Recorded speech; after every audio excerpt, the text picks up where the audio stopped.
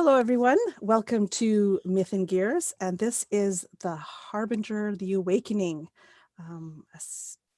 campaign that is using the Harbinger 5e rules, the beta rules from Absolute Tabletop. It's really exciting, and I love what they're doing so far with it.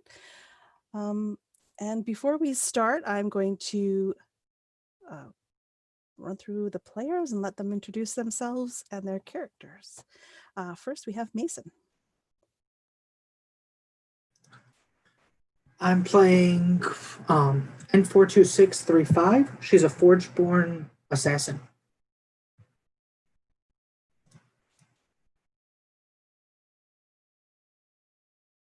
Next, we have Connor. Hey, I'm Connor, and I'm playing as Yushimi, and I got it right this time instead of the other way around. Yushimi is a Mancer from the now shattered world of Verloren, who's trying to somehow have the blame, I guess, sorry, trying to bring justice to that heinous act. Heinous indeed. It's a rightly good act that you're trying to bring about, I would say, for the blowing up of a planet. Never good. Next, we have Evelyn. My name is Evelyn. I'm not going to plug my channel this time, and there's nothing on there anyway. And I am playing Weiss, this unscrupulous doctor that when I started this campaign I thought would be significantly more badass and controlling, but at this point is just basically the butt of a joke to the much more abrasive other characters. So, which is okay. It's interesting though it's come this way. So, looking forward to continuing. I'm glad to have you here. And Weiss is badass in his own way. And we'll probably see more of that as we progress, I am sure. Next, we have Kenya. I'm Kenya, and I do believe that abrasiveness is like beauty and in the eye of the beholder. So I don't know if that was directed at me or anything, but I play Jinx. I'm the Voidborn Mechanist, and over here on the side of the thing and I am the smart ass mechanic, gadget girl who's been there, done that, and knows her way around a city. So it's what I do. It is what you do. When we last left, our characters were driving in their new rig, reluctantly given to them by Kerrigan Rald. And I believe every single one of them has been enjoying it so far. Well, I shouldn't say that. Maybe some are less enjoying it as others, but it is better than taking the public transit. I'm sure we will all agree with that. They are on their way to Kerrigan's son's house. His name is Savrin Rald. And we are going to start with them basically arriving at the coordinates that they were given. You see, share screen. There we go. From this kind of the street level, it's not very a big house. It's kind of on the small side, but you know from just looking at it that it's not the size of the house, it's the fact that there is so much space around it that tells that this is definitely in a more opulent neighborhood. Houses in the city are squished together, one on top of the other, hundreds tall, and to have their own piece of land, though it may be small, is definitely a sign of status. The house itself is small. That's what you see here. There is a kind of a side path, I guess, that would go around to the back of the house. What are you guys doing as you kind of arrive at this place?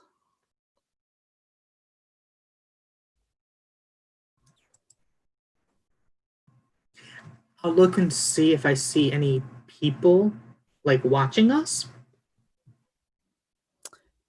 Make me a perception check. Okay. 22. There is nobody on the street per se. There are a few houses around.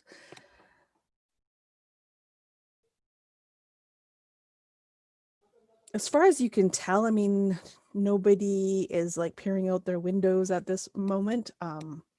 But whether that will be, I mean, depending on how long you're here, whether that's going to be true for the entire time or not is unknown at this point. But as of right now, it seems very quiet. It's still, I would say like it's getting towards late afternoon at this point. Not quite dinner hour yet, but approaching it.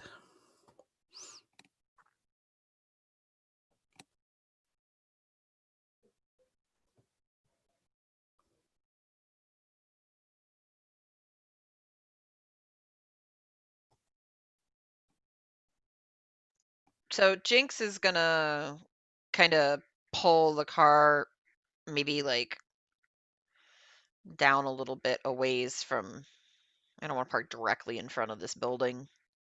And she's going to kind of start messing around with her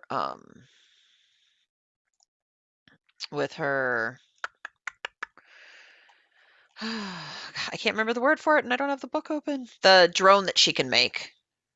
And she wants to send the drone up to do some surveillance for her of like the top and around the building and stuff. Okay, yeah. Does it take an Astra? Does that add to your Astra to send out the spheroid? I can't remember if it is to activate it or if that's something else. But I am checking right now. I was just getting to it in the book. Using a spheroid, I think, does. Yeah. As an action, you can increase your astrofade by 1 to conjure an arc mesh drone with your arc tool in an unoccupied space. Yeah, so I will take an Astra and I will create my drone.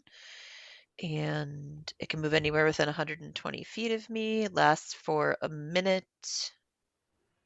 And I can perceive through it if I'd like to also. So yeah, definitely. I want to go ahead and perceive through my drone and see what I see. 120 feet, you say? Yeah, okay. So you can definitely be part of like the house up the street a little bit and still be able to do all that.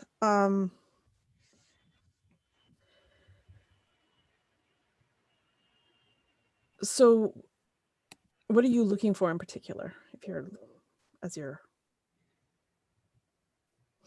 So obviously if there happens to be any people inside of it, I also have I have dark vision out to 60 feet. I'm not sure what time of day it is. Do you think you said it was coming night?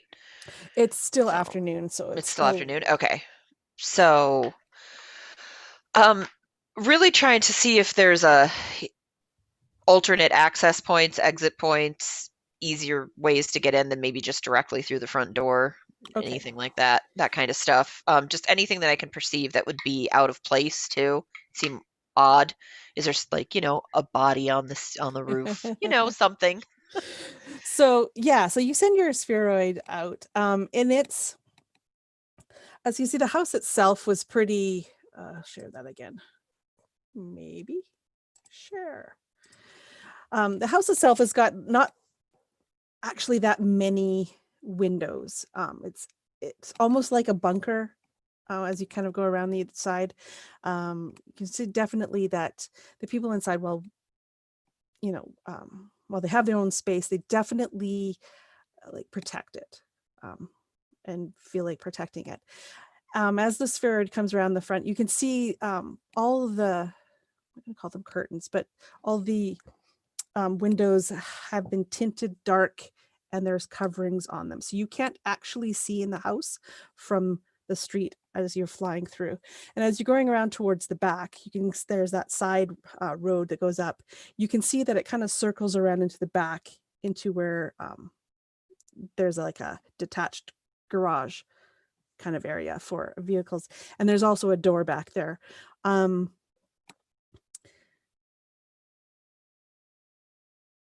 Basically from the outside, and what your sphere is see, nothing looks out of place. It looks like a home that,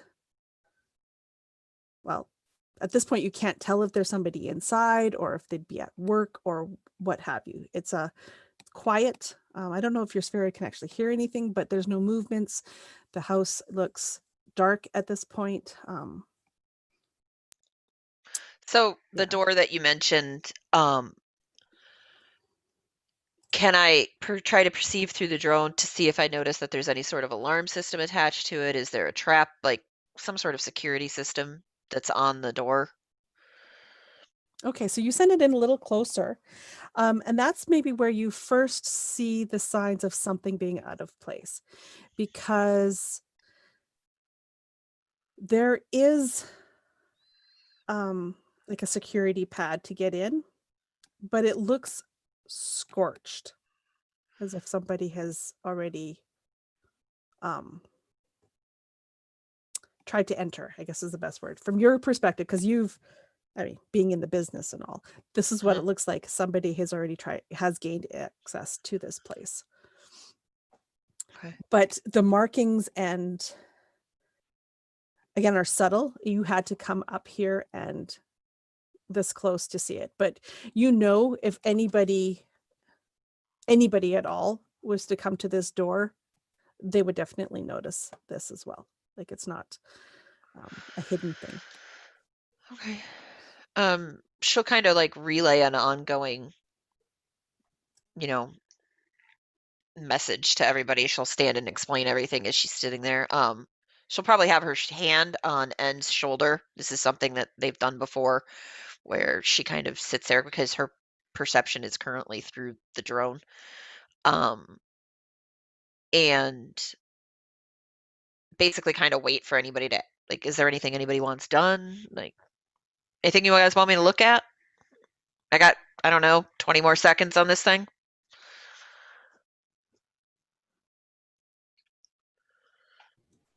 Was that the back or front door? I'd say side door, so side back-ish area. Do you have enough time to check the front door and see if there's another security system?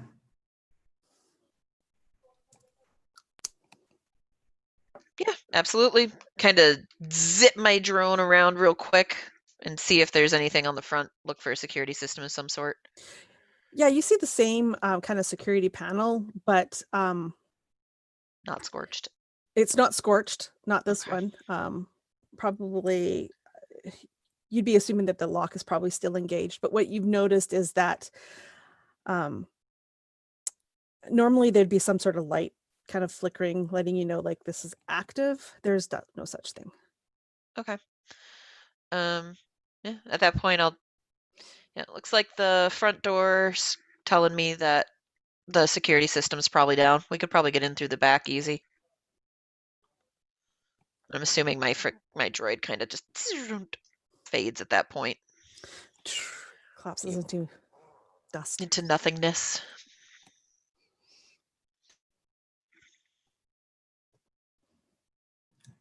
Once I noticed that your vision's back into your own head, not your spheres, I'd ask you, could you fix my dagger then if we're going to be in close quarters? I don't know if you guys want me using a gun when we're that close to each other.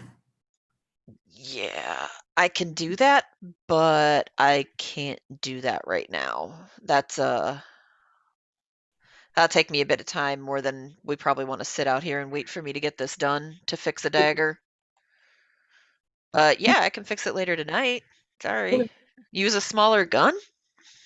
I'll just pull out the war axe and go, okay. There you go, that worked.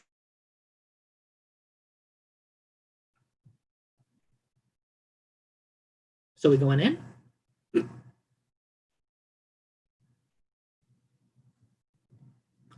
Jinx will kind of look over at Ushime and this is your show, Ushi. So let's go. All right then. Let's do it.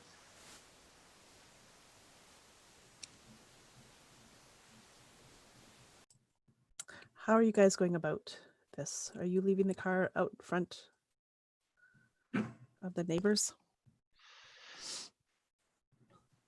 I mean, is it like unusual and related? Like, what's the car look like in comparison to the other cars in this neighborhood? Does it look like it fits? Does it look like it doesn't fit? Look like kind of a beater? While your car is probably not the style of car that people would have, it's definitely nicer than anything that you've seen before. But he did not give you a good car. He gave you a, for all I can like a rich person's jalopy kind of thing. So, while still nice, it's not that nice. Does it look out of place for this neighborhood?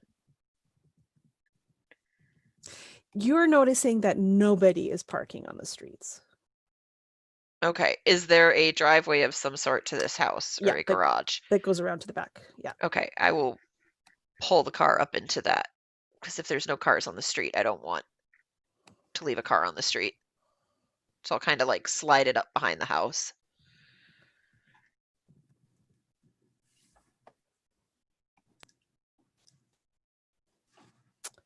Okay, so you kind of go around to the back. You can definitely see that this is where that they would store their vehicles. They've got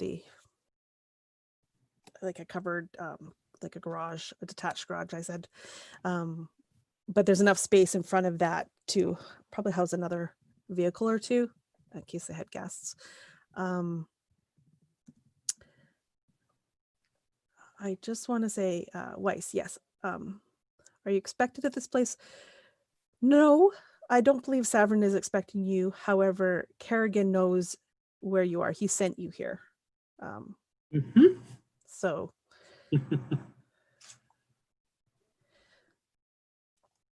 that is the state. Are you guys approaching the door like as a group? Or I don't imagine so. I imagine we'd split up. And if not, I think Weiss would suggest that. I'm not entirely sure if it's a. I think it would be best if the four of us misfit, not really looking very well together, split up and find our own way in. Reconvene inside. I'm not entirely sure if this would go over very well. Jinx kind of looks up the side to like one of the very few windows in the building and goes, oh, fuck. I wish my anti-gravity belt wouldn't have broke, because that would come in really handy right now. Should just, well, I mean, I can go. What's wrong? Can't you climb buildings? Not without the belt. Hmm. Unless you have an attachment for that. Well, Karen, did you say there was a window on the roof by chance? I did not say, but there's definitely like a second floor, and you can see like there's a kind of a sheltered balcony. So while the roof kind of goes out, there is like a little balcony area up there on the second floor. It would be at this point almost directly diagonal across the house from where you're at to where that balcony where you saw it. Do we want to go in loud or quiet, guys?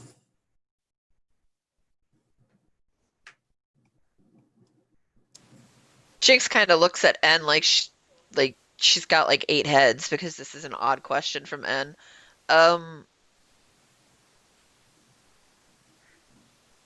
You do loud? And I look at the window. We can go through the app. I mean, or we I'll can go just through the back door. I'll go through the back door. She just kind of starts to work her way up. I would like to approach the door stealthily, though. So I will roll that for you. Okay, give me that roll. You got it. 14. Okay, so you approach the door. And as you get closer to it, you see again like what you saw with your spheroid, but this time with your own eyes and maybe even a little bit better. Now that you're close here in person, you can see that it looks like someone has broken in to the house at some point. You don't know how recent it is. It's hard to tell from the evidence, but it definitely somebody has broken in. They have scorched the pad. So they did some sort of, like they didn't hack through it. They fried it basically and went in. However, as you're looking kind of around like the outside area, there is no evidence, like obvious evidence that somebody has broken in. So whoever's done this, whenever they did it, they didn't want anyone to know, obviously. So they've kind of covered their tracks as much as possible. When you're saying fried, do you mean fried as in fire fried or fried as in electrical? Electrical fried, like yeah, they like overcharged the system and Yeah. Okay. Would I consider that sloppy work or would I consider that pretty standard? It sounds sloppy. Yeah, you consider that sloppy work if they were, like, say, someone of your abilities, but it's definitely probably really good work if it was somebody that didn't have any kind of tech savvy and was like, they didn't bust down the door, but they obviously didn't have somebody who could hack in quietly. So they had to brute force it. Kind of just take the door handle and crack it a little and slowly start to open it and look back at the group and fucking amateur hour up in here. Just kind of slide the door open. And yeah, it's not locked and it opens. I would walk up behind Jinx and say, do you want me to go ahead of you? Because I'm usually quieter than you. I'm usually quieter than you may. She like kind of back up and give a little hand trail out. You want me to roll a stealth roll, Karen? That's a 24.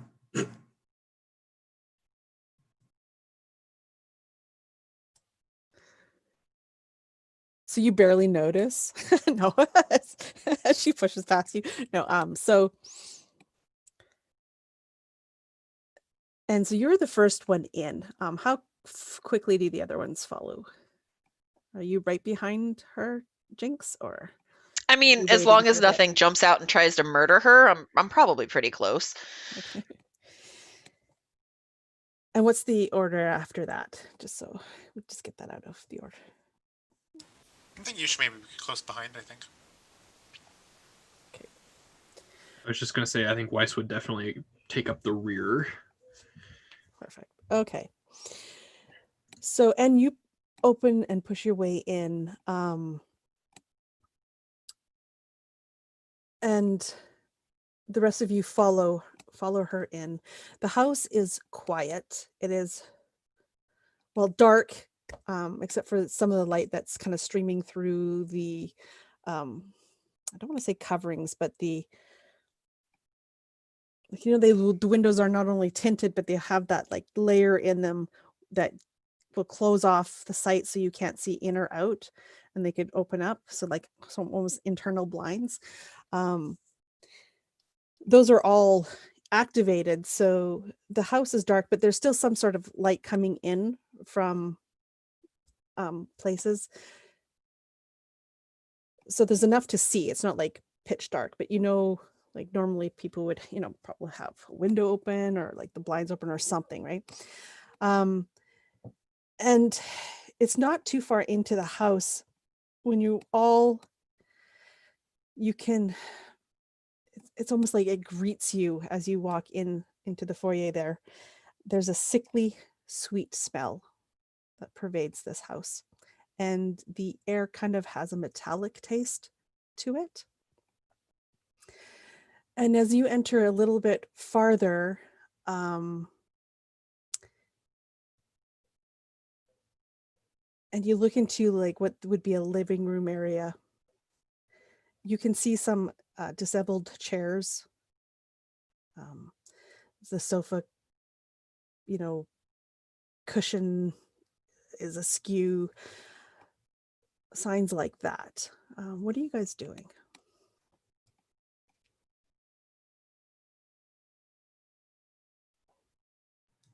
I'm probably watching around to make sure there's nothing trying to like ambush us. Did anybody smell that? It's kind of gross, but kind of not.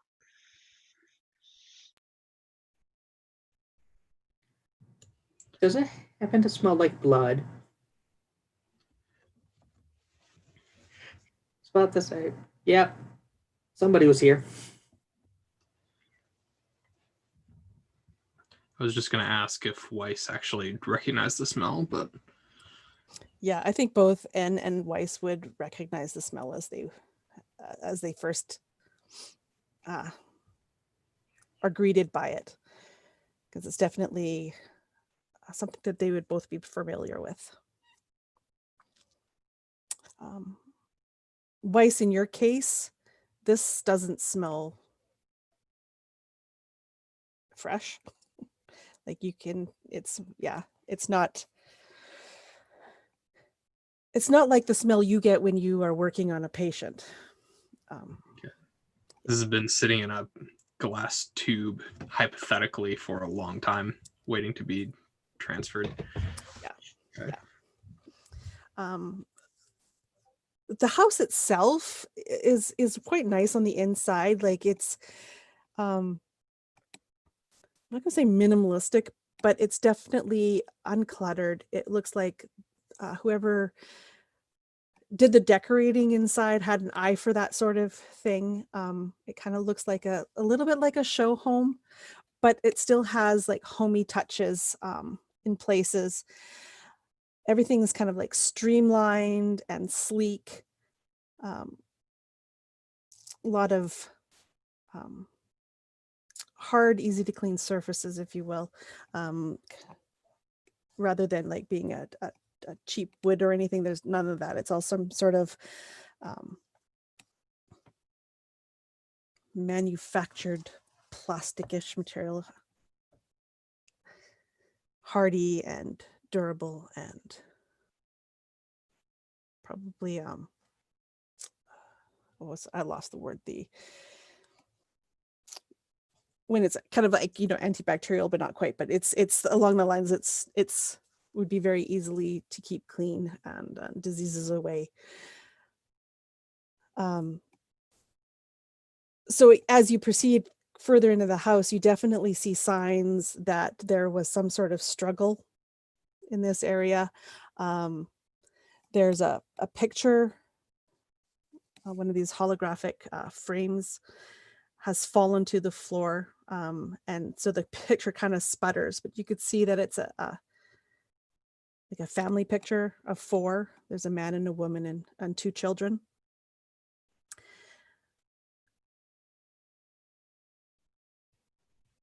And what are you guys doing? The smell like seems to come from further in the house.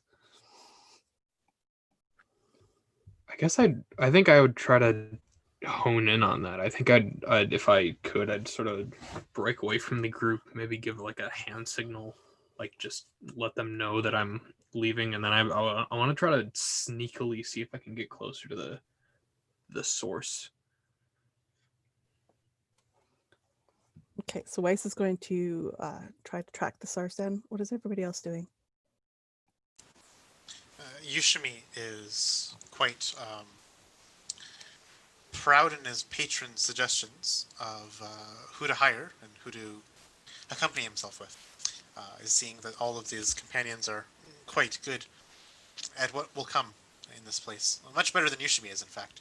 He seems almost like a duck out of water at this point. A fish out of water, excuse me. A duck out of water is kind of okay. So maybe Ushimi is kind of okay? Kind of okay. So I think that Yushimi is like, I guess, pretending to take the lead by actually just waiting for everyone else to do everything else. And just agreeing and being supportive of everyone else's ideas. Since he honestly has really no idea how to go about breaking and entering and then going about this, what could be a crime scene. Are you following Weiss, or are you staying in the entrance area there? I think that he would linger a bit and then probably end up following Weiss, yeah. Kenya, what's Jinx doing? Well, I noticed before, I don't know if you saw the chat or not, but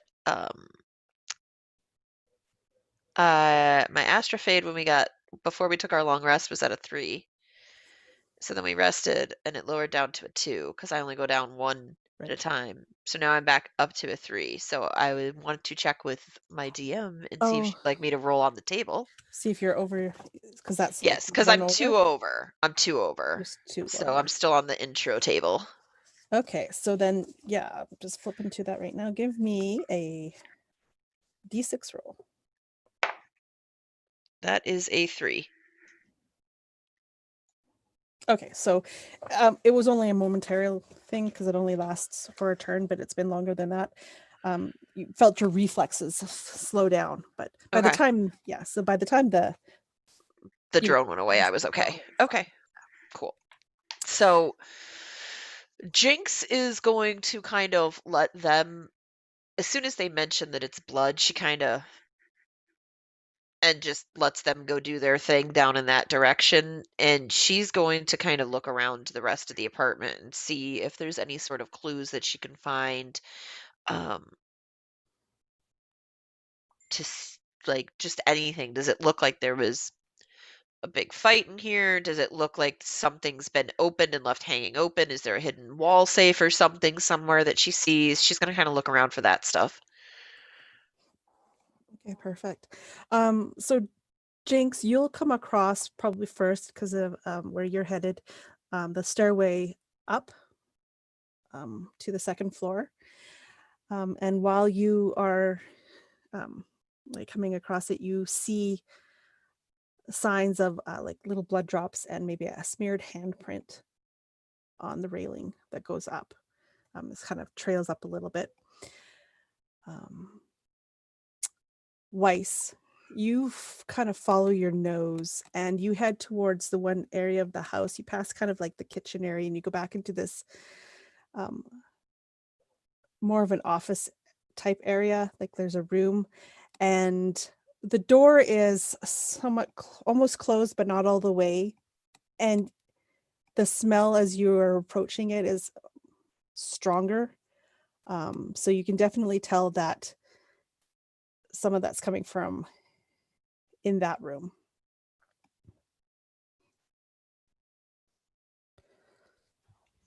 Interesting. I'd probably turn around to Ushimi and just sort of whisper, "You smell the blood coming from in there." Not really. My nose is not nearly as sharp as yours, it seems. Is that what that tang is in the air? Ironic. Let's proceed cautiously. But I must admit I'm quite curious to see. It's not usually living things or things doing quite well that give off this strong a smell. Yushimi's big arm gauntlets begin to kind of crackle and hum to life as he gets ready, just in case something happens. As he begins to let the Astra flow from his veins and through these many glass chambers in the gauntlets. Karen, is this door kind of ajar? Or Yes, it's not quite closed. It's you'd have to push it open to see into the room, but the door is definitely not closed. So it's slightly ajar. Yeah. okay. And I forgot to ask, and who are you going with? Were you going with Jinx or Weiss? I'd actually stay in the middle, so I'm close enough to whichever group needs help. And just basically just stand there and watch the front door to make sure nobody tries to come in and Okay, perfect. surprise us. Okay, sorry, Weiss, go ahead. Weiss would kind of stop, recognize they need to push open the door.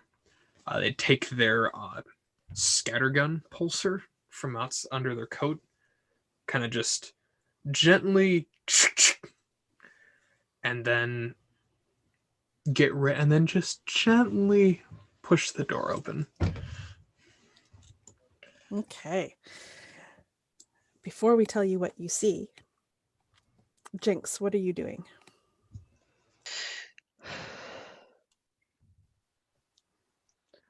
The blood, the hand mark looks like it's going upstairs.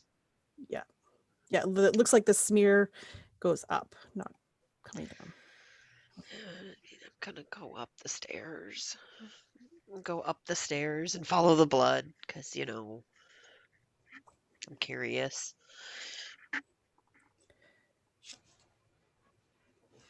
And what's your reaction to this? You've seen Weiss just, what's the word? Prep his scattergun, but Jinx is going upstairs. You're going to lose track of one of them.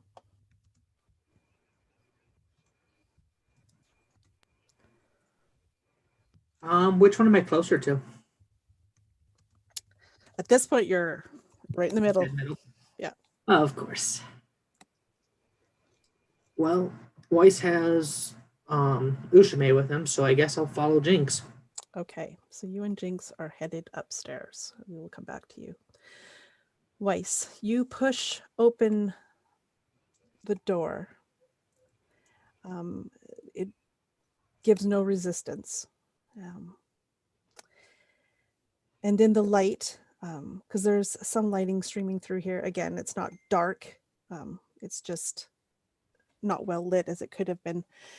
You see a figure sitting at a desk on the next to one of the walls, right, facing kind of towards the door. There's a figure sitting there. And the smell is definitely pretty powerful in this room. Is this person sitting at a desk? Are they facing away from us, or are they looking at us? It's hard to tell from the limited lighting you see. You're mostly seeing a kind of a silhouette as they're kind of against the lighting itself. But from the way the desk is arranged and the chair, if they were sitting in the chair, they would be facing you, or at least facing kind of towards you. Okay.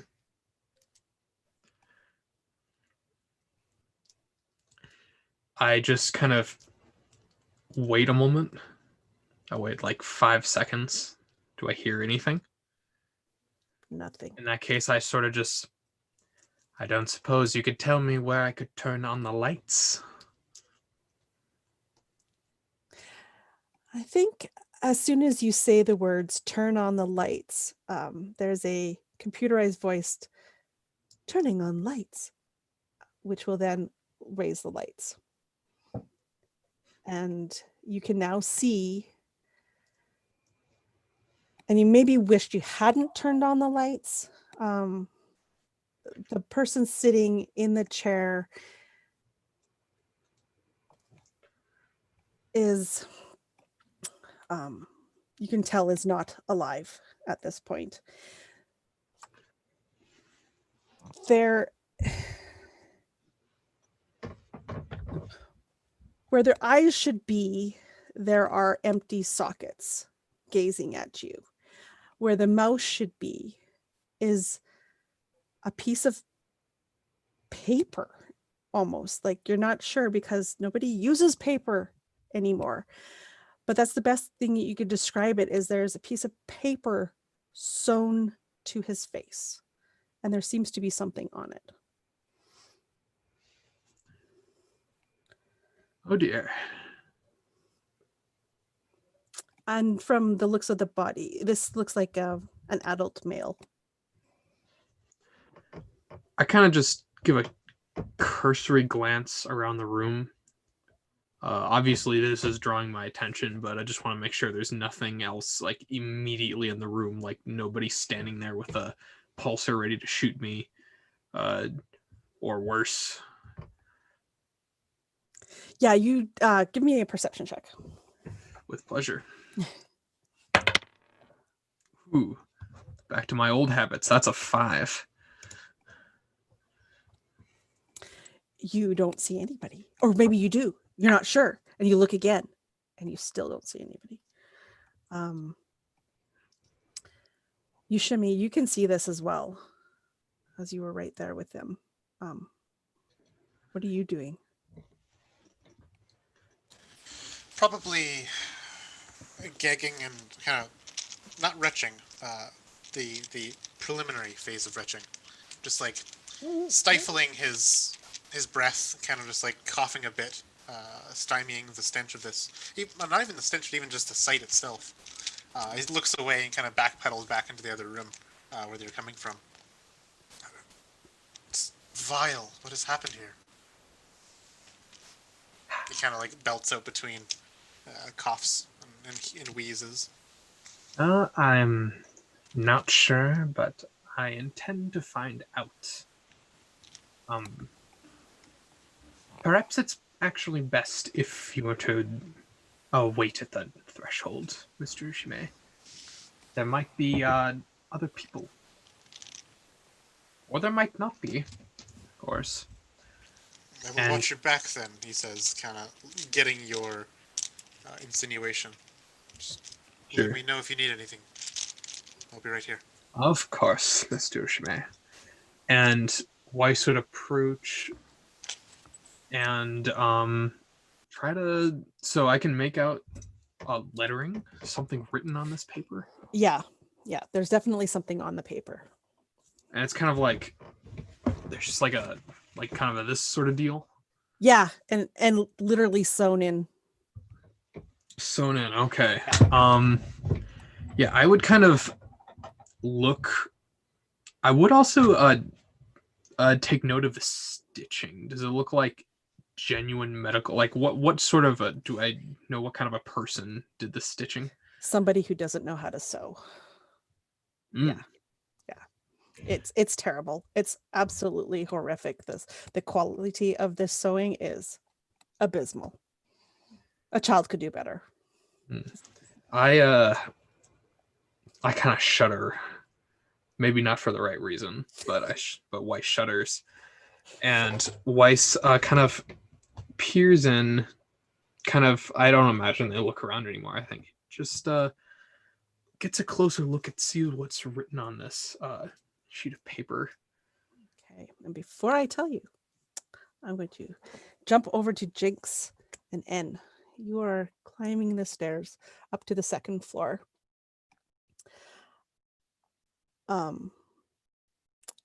And the smell is getting thicker up here as well. And it's when you kind of reach the top and you turn to look down the one hall, it's like you get to the landing and it kind of spreads both ways. Like there's one room right there, and then there's a couple of rooms that kind of go off towards the other way.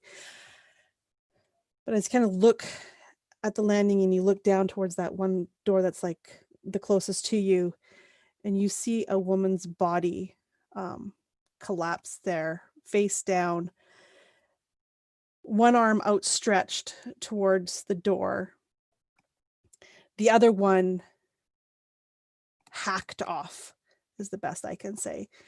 Completely removed, probably just above or below the elbow. It's hard to say. And obviously, like, there's a pool of blood around her, spreading out from her body. Does it look like a clean cut, or was it made by a serrated blade? Um, maybe a blade. It almost kind of looks like what was left after you guys removed that other guy's arm. It's not a clean. It's butchered. It's definitely not precisionally taken off. So as soon as Jinx catches a whiff of the smell, and then as she's covering her mouth and turning and looking, and she looks over and sees the woman in the room and all the blood and the gore that's kind of out, she immediately just kind of spins around and just leans over and starts like vomiting on the side of the hallway. Like, she just can't take it, and she's just not having it.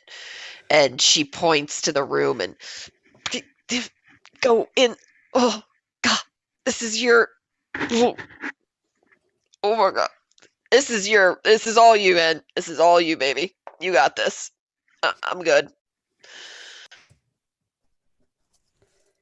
Yeah, I'm gonna walk over to the body and see what I can inspect without touching the body first. Like, see if I see any visible wounds. Or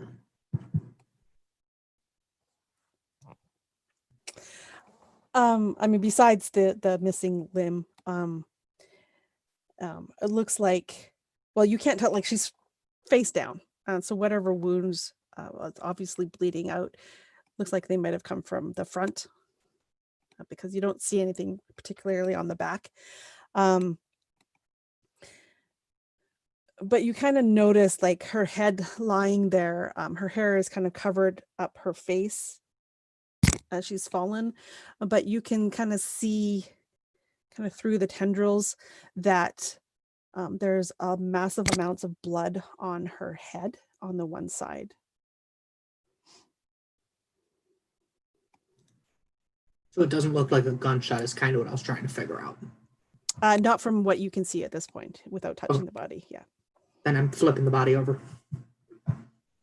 Okay. So you roll the body over.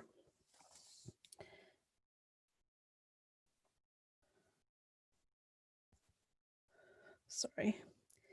And you can definitely see that this is a female adult.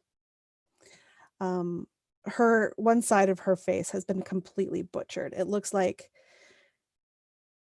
she used to have some sort of implant that was covering her eye and in her temple, and that has been completely removed forcibly and not well. So it's not work of a doctor, as you can say. She's got, I mean, other than that, like, there's not much damage to the torso of her body or the front of her body. She's just basically missing that good portion of her head and face and her arm.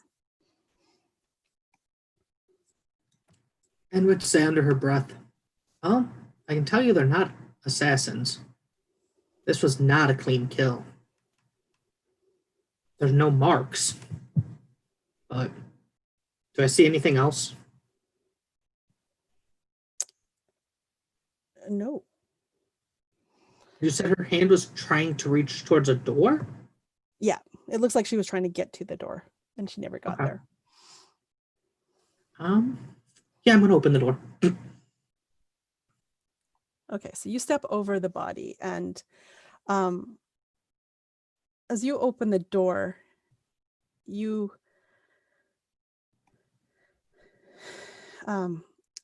you see that it would be like it's decorated in almost like a teenage boy's room. There's like posters of LVJs on the wall. There's like the equivalent of like a punk rock stuff all over the walls. Like this is a teenage kid's room. And there is a smell coming from here as well. I would call the Jinx. You probably shouldn't come in here either. It might be worse in here. You just hear like spitting, and then you hear footsteps. And is there an obvious bathroom anywhere in this hallway? Yeah, actually probably one of the first doors that you would come to, so like kind of in the middle of this Does it longer look hallway. like there's blood in the bathroom? No, it Does it doesn't look like there's it's blood pretty leading clear. into it? So then you'll hear like step, and then you'll hear a kind of a door open and water run, and you can get the sounds that has no intention of coming in that room.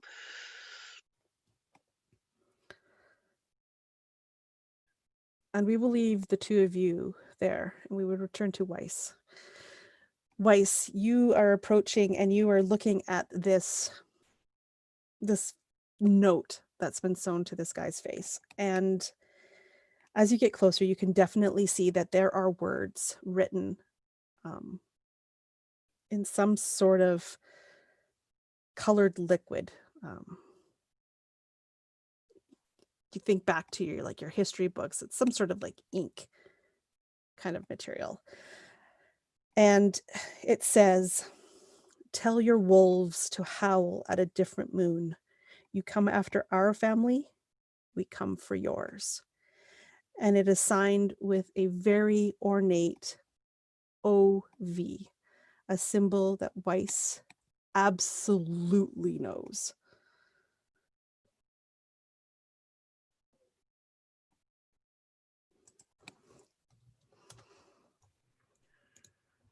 Weiss now does shiver for the right reason. And immediately looks around again. And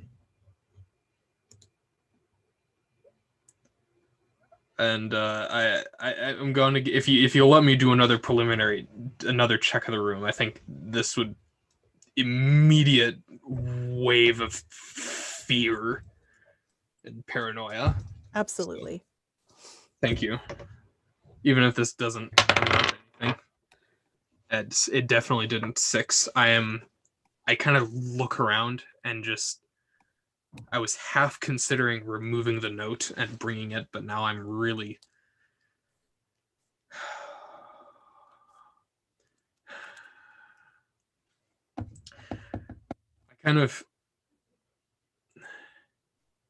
I kind of turned to Ushime and I have found out who did this. What did you find? I'm actually, unfortunately, painfully familiar with the people that did this. I don't know them personally, but I've had dealings, bloody dealings, with them before. I think I kind of do an inspection, kind of now curious, being familiar with the types of people the Order Viscerae usually target. I kind of like, I sort of brush stuff off of the desk. I make sure I have gloves on my non-mechanical hand, and I try to heave. I just heave the body of this man. First, and I'd just like to try to do like a medical, like just an analysis. The main things I'm trying to find, one, I'm trying to see if I can identify this person that's been killed sitting in the desk in some way. And I also want to look for any kind of obvious obvious body modifications like necrotech, but also like subtle things like maybe some like regenerated extra falsified skin regeneration or uh or some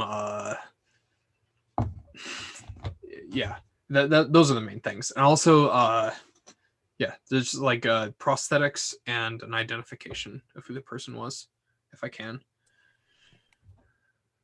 Yeah, as you get closer and you're looking at the body, I mean, his face, besides the fact that his eyes are completely gone, and the fact that there's this thing covering most of his face, you can tell that this is the same man, maybe a couple years older, but the same man, as you saw in that flickering holograph picture that had fallen to the floor. This most likely is Savrin, the guy that you were hoping to get some answers from. Well, Oh, and as for Necrotech, sorry, that was your second question. He definitely had some sort of implants in his eyes. His eyes had been modified. You can tell from what's left in the sockets, because there's the markings of where those grafts would have kind of joined, but they've literally been ripped out. so I kind of well, of course this makes sense. It's what they go for.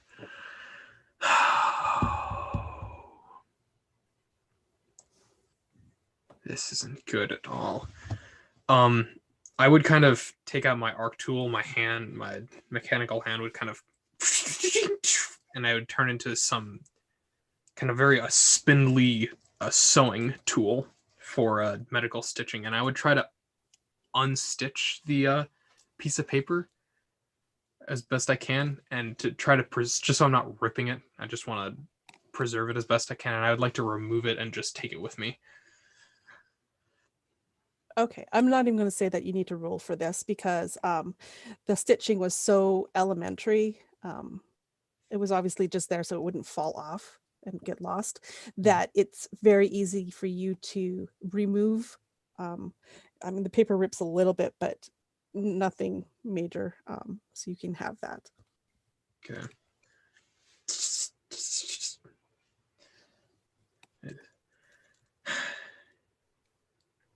Unless there's been something very pressing found, I don't think it is in our best interest to stay here. And I pocket that and where's Jinx and N? And I leave the room. This order, I have not heard of them. Order of Viscerai. They're the very brief version is they're a cult devoted worships the flesh of humanity.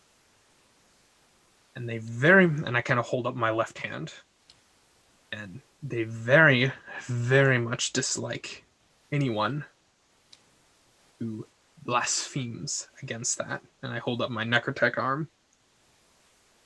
And they also don't like people that have drunk and immersed themselves a little too much in Astra. And I'd sort of tap him a little bit. They believe in a purity of separation. That note, though, it read as a threat. Obviously. But a threat to the one who would find it. Yes, which is why I don't want to stay here. Because I have this sneaking suspicion that they know that we are looking for him. I don't. And I kind of lose myself for a second, but then kind of pull myself back. I have no interest in letting the Order of Viscerai find me. Let's be swift then. Let them know. With the others, Jinx and N. I would kind of sneak off, of course, with making sure Ushime stays in tow. But I would kind of, I don't even think I would risk calling out to, and when I find neither N nor Jinx in the entryway, I'd sort of, I'd fall. I think I think I would follow the blood trail to just sort of, I just start looking for them, but I would not try to make as little noise as possible. I am a leaf on the wind. Okay. I wanted to say too, one thing, when you were at the desk and you kind of did the sweep of it away, you may, something dropped on the floor. It was substantial sounding, probably a glancer or something. Usually you would have heard that as Weiss was in the room. Looking at the body. I don't know if any of you. Let's see if I would have picked that up.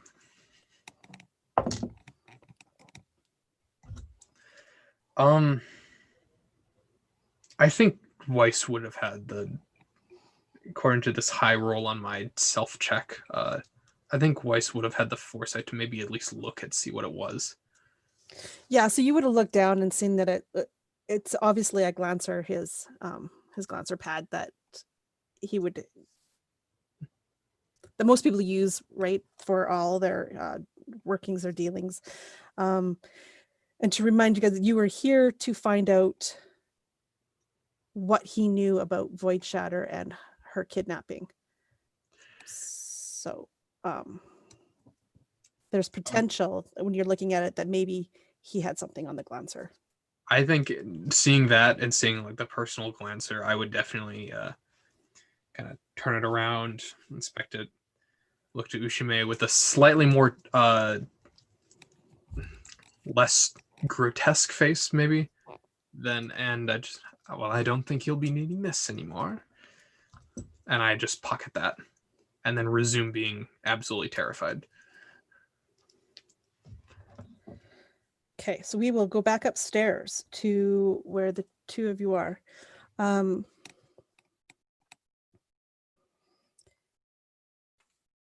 don't hear what's down happening in the base in the first floor because of what's happening up here is a little bit louder than that because Weiss has been super quiet.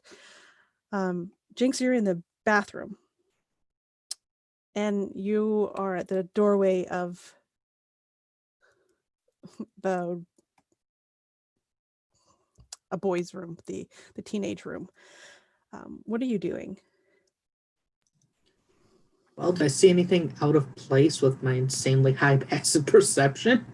Yeah, like there's definitely, it looks like there is a sign of struggle here.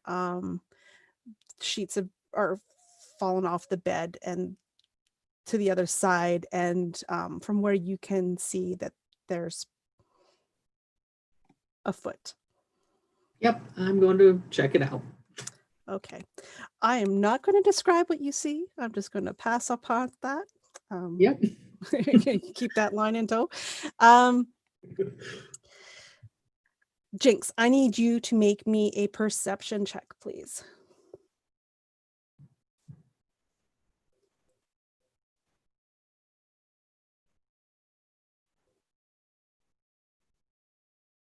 Uh, 17. While you are in the bathroom there, kind of cleaning up or kind of splashing your face with water to like, you know, kind of recover yourself a little bit, you hear a sound from the linen closet. It's very, very slight.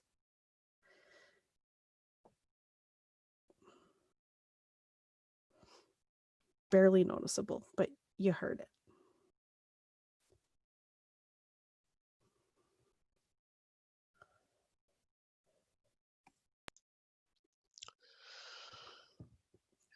Jinx will kind of put both hands on the counter and listen for a second, and once she hears it, she'll, well, if you wanted to fucking kill me, I'd be dead. If you're making noise, you're not dead. Maybe I'm really lucky and you're cute and cuddly. And she'll kind of just take the linen closet and open it real quick and see what's in there. Okay, I need you to make a dex check, please. Damn it. Is this a save or is this Oh, a... yeah, sorry, a saving throw. Dex Okay. saving throw. Dexterity, yes, proficient. Yay for proficiency in dex. Oh, that was a bad roll though. 13. Okay, so as you open the closet, there is a shriek and something leaps out at you, and you can see the glint of light on a metal, probably knife, kitchen knife, and it's coming for you. And you dive out of the way and just make it. But with that roll, I would say that you probably collapse together on the floor, and you see that what has jumped out at you, shrieking, is a young girl screaming. And she, after the initial onslaught that misses you, she looks like she is going to strike again. What do you do? Jinx will just kind of, I guess, she'll probably try to untangle herself and push away, but kind of stand in the doorway so that she can't be run away from. So, and she'll just be, whoa, yo, hey, kid, whoa, take it down. We're not here to hurt you. And just kind of wait and see what the kid does. Okay, so And she'll be like, hey, Anne, and kind of like call out a little bit. I was about to ask if I heard the screech. Move, yeah, I was going to move say slow. as the rest of you, because Weiss, you're coming towards the stairs at this point, and you're over inspecting that other body. You definitely hear the scream, like the primal scream, and probably whatever noise Jinx would have made as she got out of the way. Weiss, you would have heard this. Yushemi, you would have heard this as well. However, you guys aren't going to be able to get there to react at this point. Am I within 40 feet of it? 40 feet? Yeah. Yes. Yeah. I can make it this turn then. If you have us rolling initiative. No. So you can make it, but you'll have to do after this. Yep. So Jinx, I need you to make me a what's the skill? It's not charisma. Let me flip to the skills page. A diplomacy? Diplomacy, I think, would be the best. Yay, advantage. Or not advantage, but proficiency. Oh, that was a terrible roll. That was an 8 total. Yeah, okay. So her eyes are from what you see, like filled with fear and glazed over, and your words are not reaching her, and she is going to try to strike you again.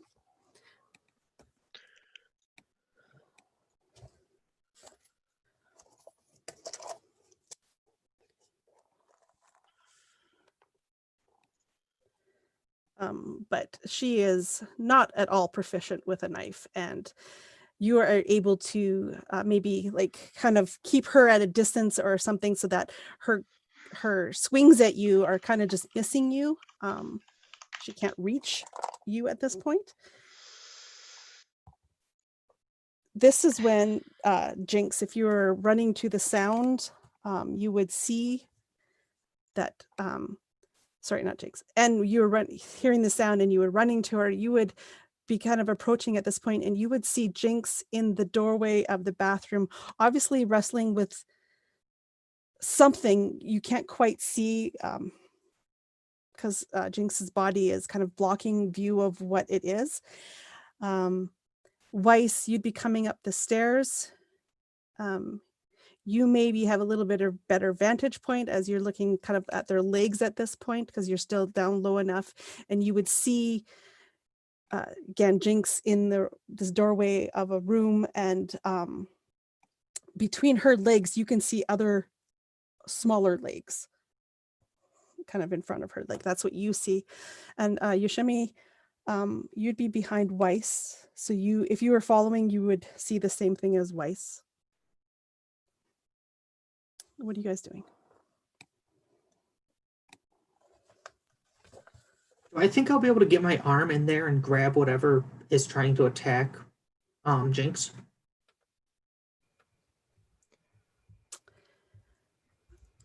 Yes. I think you would have at this point disadvantage to grab it. That's Because fine. of- okay. What sort of check you want me to make? That would be, Is it a grapple check?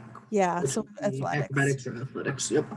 For you, it'd be athletics because you're doing the grappling. Okay. With disadvantage, that's still a 19. Okay, so beside you, Jinx, all of a sudden there's an arm that kind of reaches maybe by your waist and grasps the girl in front of you, who at that point, I don't know, and you're fairly strong, aren't you? I only have a +0 to strength.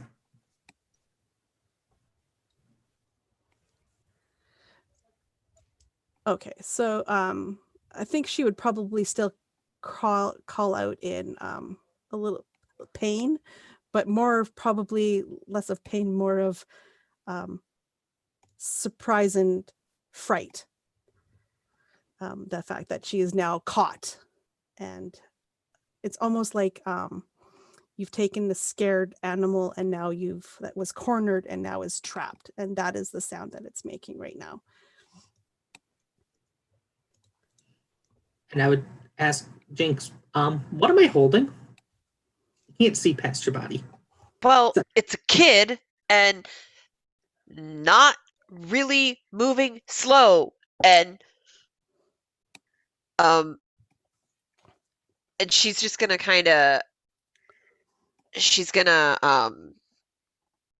take her sword that she keeps strapped on her, I guess, that she has, and she's gonna kind of take it off and kind of toss it into the hallway and look at the kid and say, listen, we're not here to hurt you.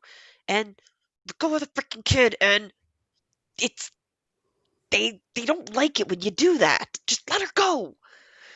And listen, we got sent here by your grandpa maybe, or something. I'm not sure. I don't know who you are, but oh fuck, I am not good with kids. I am not good with kids. Chill out. I think almost your panic is not helping the situation. I just shake my head and go, I'll let go, but you're going to probably get hurt. But Weiss and Yoshimi, you can hear Jinx say all of this as well, so you know what's going on. Weiss kind of hears all this, like, it's a kid, fuck, it's a kid, what?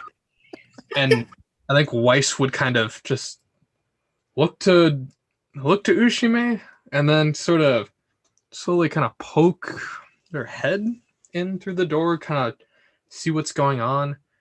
Oh yeah, Doc, because your fucking face is gonna help the situation right now. Back up. So, and I think weirdly, when Weiss sees this kid, she's like struggling to get away from the two of them. Okay. You're muted. Sorry, I was muted. So I believe N still has her. You would let have go. Jinx told her to. Okay, so you let go. Yeah, so she's still trying to attack, a little bit. I'd say half-heartedly at this point, and it's not because she's less wanting to hurt, but she's more scared, and there's more of you now, and she doesn't know what to do. And so she's kind of just lashing out basically to keep you at bay at this point. But yeah, you can see that there's a young girl who's terrified. Weiss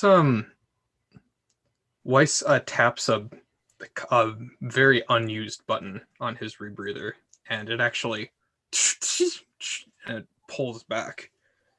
And you all actually see Weiss has a pretty normal looking face, almost kind of very soft. It makes Weiss look a lot younger, you think, than maybe what their demeanor would have led to believe. And Weiss kind of looks at this child as tender, kind of with a weird extra tenderness, and sort of just leans down and kind of kneels on the ground and just tries to get her attention. Just, hey, we're not here to hurt you. We're here to stop the people that did this. We're against the people that did this. I promise you. Make me that diplomacy check. Oh, man.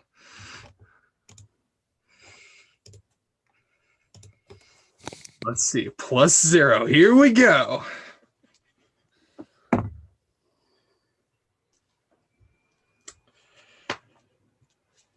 I have inspiration.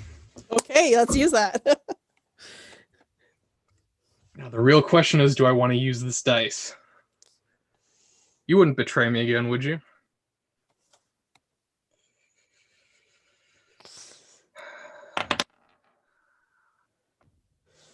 Motherfucker. That is a flat 6. Okay, yeah. This is not getting through to her at all. The three of you, the look, she is just, no, like she's not calming down. She's still kind of just freaking out, but there's no place for her to go at this moment. You have the door blocked. She's in a bathroom and she is like backing away from you, and she's got the knife, and you can see her hand is just shaking. And I would still kind of, seeing that didn't work, I just look kind of more or less like horrified, and more just like accusingly at N and Jinx, and what? Get away! Give her space! Get out of here! Come over here! Now! Jinx is gonna just turn around and leave the bathroom, and she's gonna head down the hall away from the room with the blood, and she's gonna look into the other rooms and see if one can be identified as like a little girl's room. And if there is one, she's gonna go in and look for a stuffed animal and maybe grab a blanket off of a bed or something and bring them back to the bathroom. Yeah, so it's almost like it's the next door down that hall away from the other aftermath that you saw. And as you go into that room, it's obvious that this is a young girl's room. It is torn apart, like somebody was looking for somebody. So things are everywhere on the floor. And as you kind of like look, you can see that there's a big overstuffed, let's say a Hello Kitty doll type animal. That's the first thing you kind of see. Yep. So she'll grab that and like a blanket off the bed and head back to the bathroom and squeeze her way in. Doc, I don't think I've ever seen your face before. Huh. Anyways, kids like things here. And she'll kind of like hand the stuff to the kid and be like, look, if we were bad, we wouldn't get you your stuff, right? Like, I also don't yours? like tall, 6'5", strange-looking women approaching them quickly and aggressively. Stand down. For the I'm weak. not approaching aggressively. I'm handing her fluffy things. I like fluffy things. Do you want to come see I have a fluffy thing in my car. It's a little stuffed Argyle Oh dog my thing, and goodness. I have suckers with lights in them. Kids like lights and suckers, right? Oh You- my gosh. At that, like, you start talking and going on about this little stuff that you just bought, because I could just tell, and the candy, and her eyes just like, you can see she's coming back to herself. So make me that diplomacy check, this time with advantage. Me or Jinx? Jinx at this point, because Okay. that's her attention is focused on Jinx with the toys and the talk and the Sure. 19. okay. Apparently talking about candy that blinks and stuffies is the right tactic to take with this child. The knife clatters to the floor, and she runs and gives that big Hello Kitty stuffy like the hugest hug. And she just looks at you. Her eyes are wide, and there's like tears that are pooling, but they don't like drop or anything. Like they just, you know how they just sit at the bottom level of the eye and just sit there. That's what's happening at this point.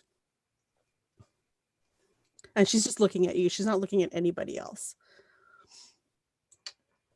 Weiss is going to take advantage of that. I think I passed by a mutilated body coming yeah. to this place, right?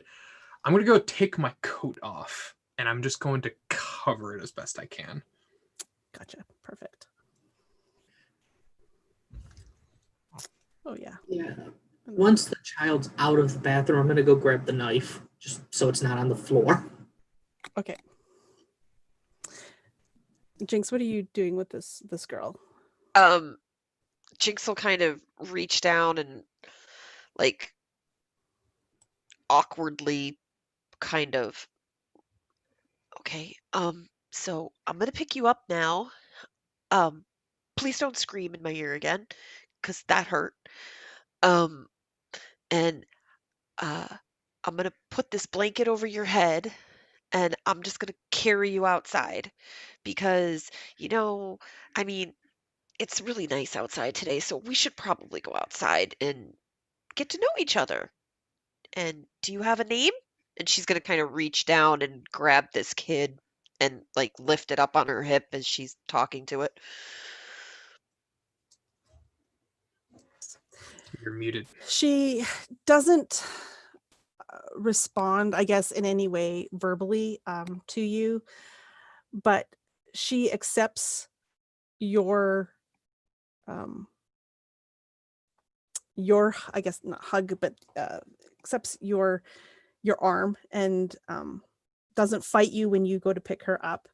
And when you do have her in your arms, she kind of lays her head against your shoulder, and she's clinging to you and her Hello Kitty doll as hard as one could. And she will let you, I guess, cover her head with the blanket as you take her downstairs. Yushimi, you've been quiet. What have you been doing while this has been happening? Yushimi has been like looking, just really concerned at this whole scenario, knowing that there's a child, the well-being of a child is on the line. There's the trigger happy N, who is seemingly amoral in this stance, but then is consoled a bit by Jinx, at least, going the humane route with this, and offering and consoling the child. And Yushimi is just like making sure that nothing intervenes and nothing exacerbates this already stressful scenario.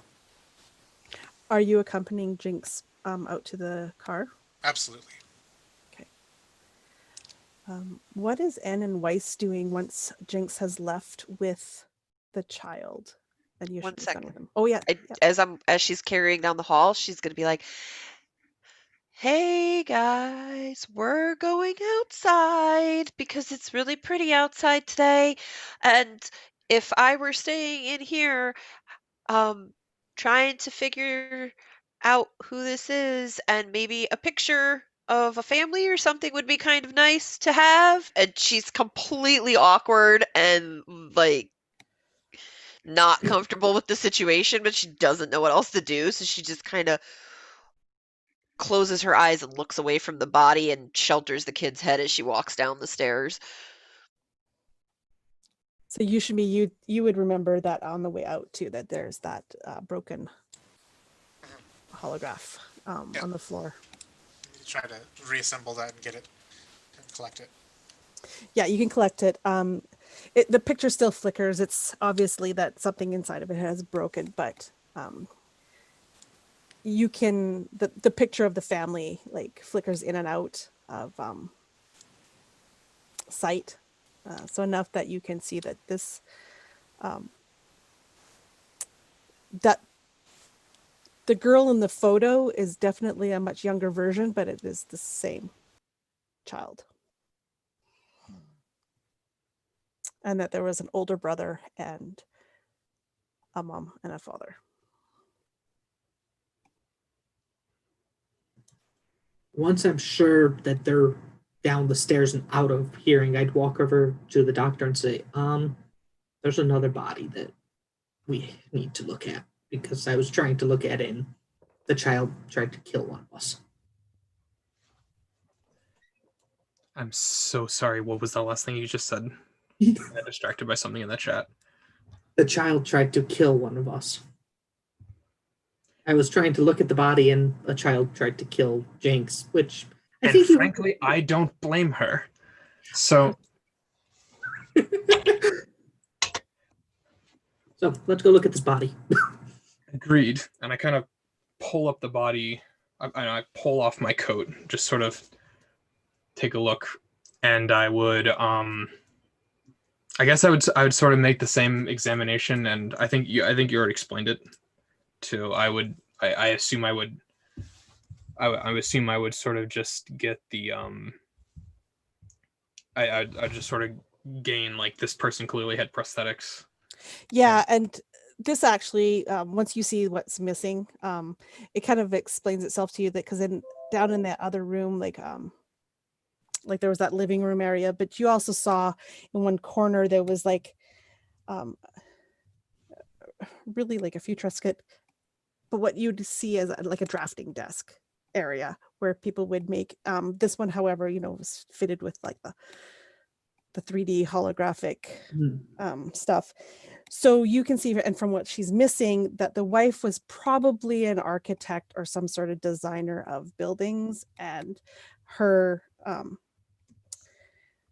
the implants in her eyes and in her hand that allowed her to design in the hollow space have been removed brutally. Okay. So I would just take note of this and just kind of shake my head. And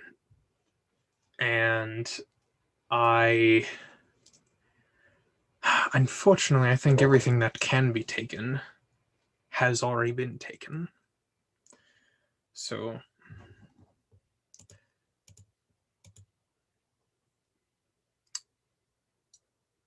and yeah, I think I might, like, again, unspoken, I might make a confirmation, just kind of assume it's the same, and I would I kind of just shake my head and I think, are you familiar with the Ordo Viscerae and 42635? Can't say I am. Right. Well, they're again, the quick version. They're an organization that doesn't like people like me that have necrotech and other sort of biomechanical enhancements or any kind of enhancement or fixing to the pure human body. And so all of these people clearly had sorry, Weiss is not stuttering like me. This is all of these people had necrograft of some kind. So Got it. They don't like people who have necrograft, so they try and kill them. Got it. Precisely. And actually, on account of that, I would be most comfortable if we could evacuate the premises. After you. And I just wanted to make sure I didn't miss anything on the bodies. and I kind of, as I'm pulling on my coat, and I says, there is this, and I pull out the data pad. This was in Mr. Saverin's cold dead clutches when we found him. Jinx will want to take a look at that probably. I'm sure she would. And I kind of tuck it deeply into my coat pocket. And I just say, let's get out of here. By the way, I will just say, as we're leaving, I pull out my scattergun, and I just am like, I just am so unmistakably spooked. When I notice you pull out your scattergun, you'd notice my one hand clench, and all of a sudden my rifle's in my hand. If we're going to use guns. I just say, yes, have that handy and shoot first and ask questions later. Just Don't ask a very kind of weirdly, like, panicked response from Weiss. Well, let's go, Doctor. And I've already tucked the knife from the child away. Mm-hmm. Okay. So you guys leave. Back at the car, the girl doesn't want to leave you, Jinx. What are you guys doing? You and Yushimi.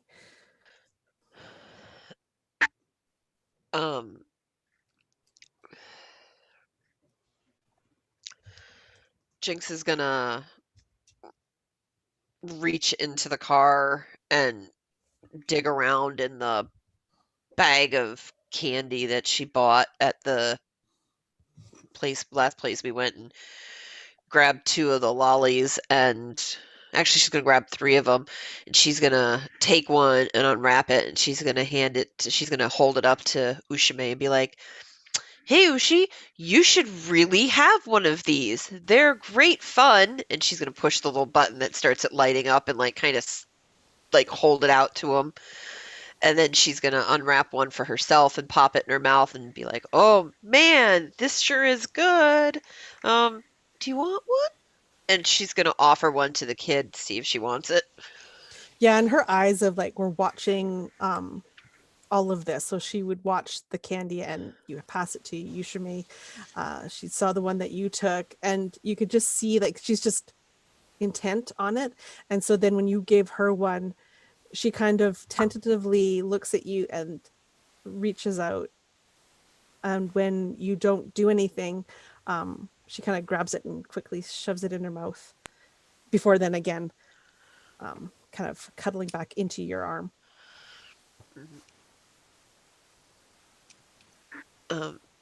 So, is she like stuck to me? Like she won't get, like if I try to put her down, she won't get down? Yeah. Okay, well, so this is a thing. What do I do?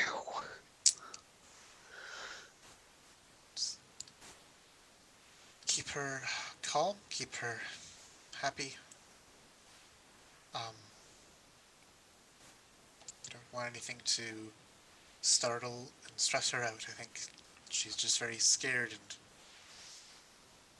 out of place right now. And you can tell that Yushimi's like almost just not quite backpedaling, but just like further on piling onto you this like responsibility of babysitting basically, while giving you like advice that you already probably know.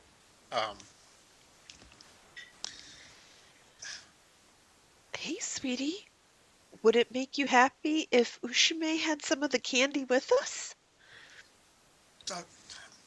please. And he's just like grimacing and like he's like looking at this unwrapped candy that he has in his hand. It hasn't made its way to his mouth yet. It probably won't until you keep pressuring him.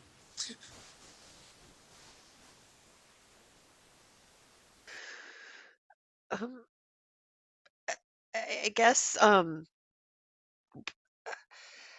so looks like we're going back to the tower, huh?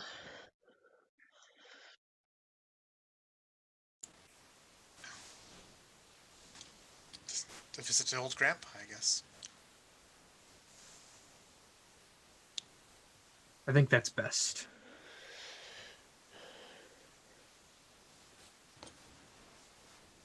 And I think Weiss would sort of like unprecedentedly just if like any kind of leftover candy that as they approach the car, just in the car, like sitting in the cup holder or whatever. Weiss would just sort of mindlessly grab one, unwrap it, and just immediately start eating it. And there's sort of a and he keeps looking around. Actually, if I may, Weiss is paranoid to the rings and back to Tharkestra. If I could look around, just make sure nobody's watching or looking at us that shouldn't be. Absolutely. Give me that roll. I have a Perception. new dice this time, and I Ooh. executed my previous one. Maybe it's the dice tray. Maybe that's because I got another 4. I swear to God, this dice tray makes it so I only ever roll 4s. I think So- it's more that you're just really paranoid. And White- yeah. you see something in every shadow, such that you think that there's people everywhere almost, but you can't see anybody, but you know they're there. And yeah. The Weiss would sort of do their best to kind of, all right, well, enough standing around. Let's get on to the tower. We need to go quickly, please. Okay, so am I going to be able to get this kid off of me to drive the car? Or do I actually have to drive the car? Do they need to be driven or do they auto drive? Like, could I just sit? Yeah, so about that, probably in the time that you've had it, you know that the car has now been keyed to you, but you have also noticed, like when Weiss was trying to give, like navigate to that one place, that you just had to give permissions. Oh, yeah, I forgot about that. So you're thinking that's probably still the same thing. Whether it has autopilot, you don't know on this one. You haven't tried that one out yet, but you know that you could probably give permissions to somebody else to drive as long as you gave them the fob and had them key in as well. Okay, so she'll kind of maneuver and grab it out of her pocket and whatever and hand it over. And okay, so who's driving? Because I can't. Great, Doc, here you go. And she'll hand the fob over. Weiss was actually going to, Weiss is going to take it. So I take it. It's been set to me, right? Vehicle. Assign new driver.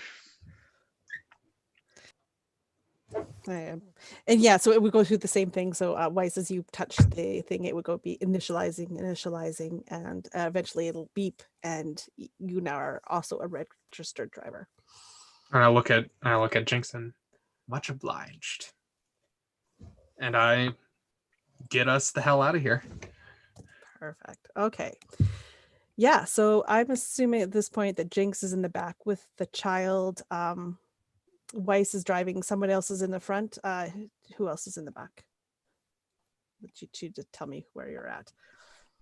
And usually would sit in the back because it gives the best vantage to watch. Okay. Unless Ushimi wants to be in the back. Yushimi will take the passenger seat. Okay.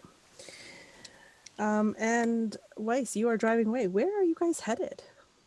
It's at this point, like you haven't actually been inside the house very long. So it is still light outside. It's still what's the word? Empty-ish at this place. Like there's not a lot of people. Like just like it was when you arrived. There still isn't a lot of people here. There's no one that you see. The Weiss, you swear you keep seeing something. As we're driving, I imagine as we get to the future equivalent of a red light, Weiss would pass the glancer that we picked up from the office. I would kind of, Jinx, see if you can make something of this. We found this at the office. It might be wise to look at it before we have to hand it over.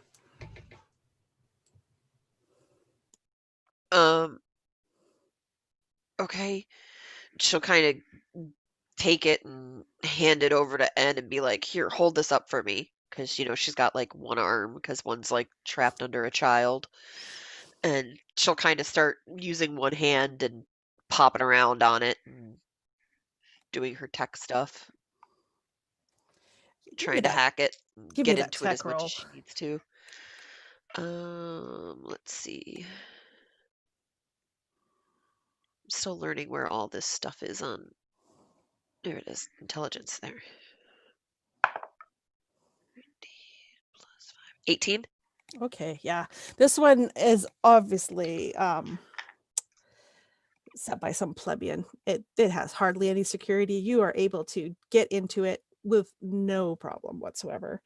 And you immediately like call up, you can find his calendar, you can find his he's even got like a file that lists all of his passwords. Like this is a hacker's dream.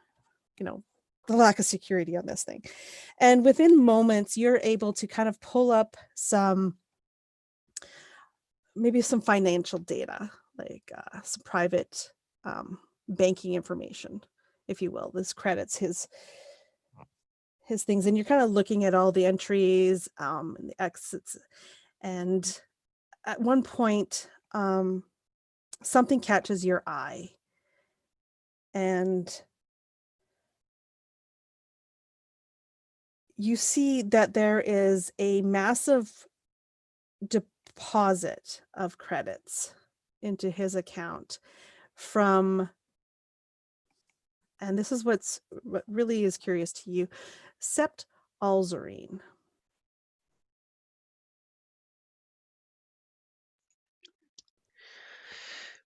She's gonna go through and do it herself.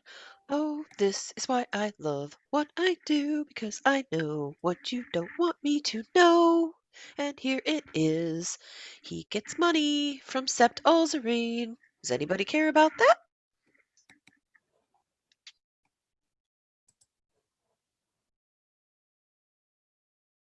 I'm sure it will be significant in the future, but for the life of me, I'm not sure how it's significant yet.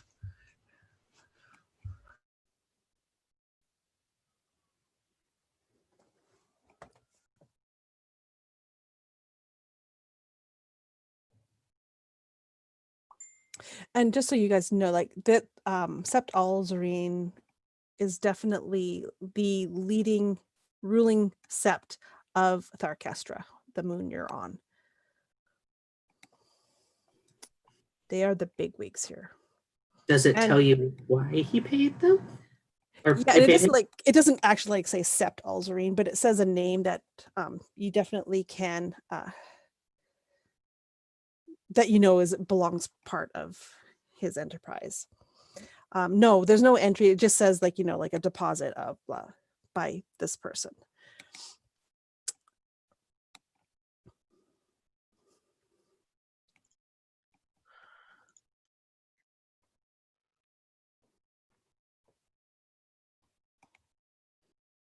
So, since this is obviously the most powerful sept and stuff, this whole family that we're investigating, are they typically associated with this sept, or is it something separate? Give me a lore check, because I think lore is for, yeah, the nobility. Give me a lore check. Anybody who wants to see what they remember of. Yeah, that's a big fat 6. So I just know they have money. Hey, My curse is contagious. I got a 15. Okay. And Yushimi? Jesus. Oh, Dirty 20. yeah, this is a thing. Yushimi knows probably a lot about Sept Alzarine, being the fact that the Sept and his don't get along so good. At least they didn't. As for whether that they are, you wanted to know if they were, that if the Rald family was in league with the Alzarines. That, not that you know of. The Rald family is not big enough to that.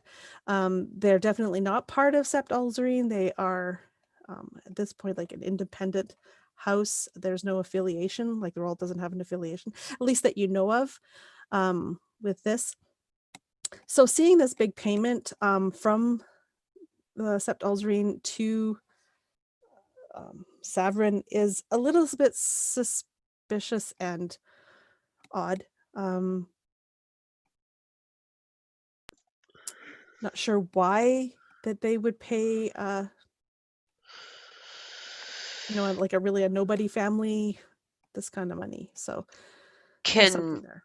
can I dig deeper, like kind of to hack deeper, like to try another roll to see about maybe getting into deleted files, looking on places, see if there's evidence inside this thing that's not just on this top surface level that I've gotten into? Sure, give me another tech check.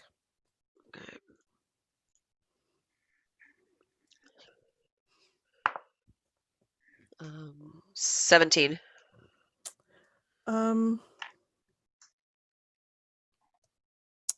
I would say, yeah, you don't get to go as deep as you maybe would like, but you definitely do find some other details. But we will tell you what those are after we come back from this break. You tease. Yes. We're going to take a little bio break at this point, and we will be back in about 5 to 10 minutes. So please hang on, and we'll see you on the flip side.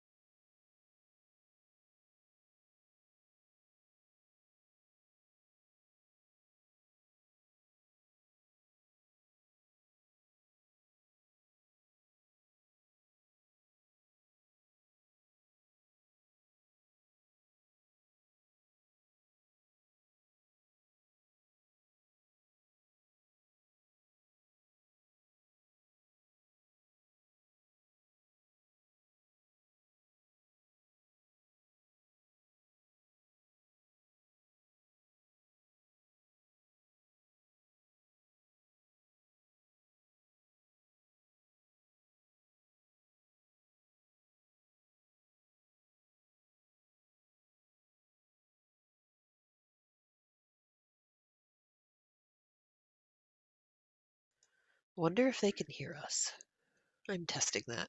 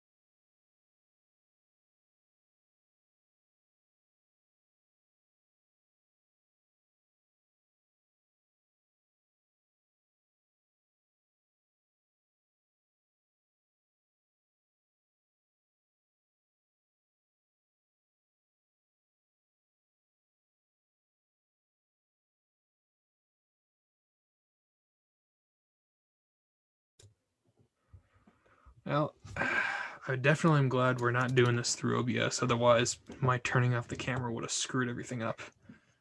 So, Yeah, I'm not tech savvy enough for all that stuff.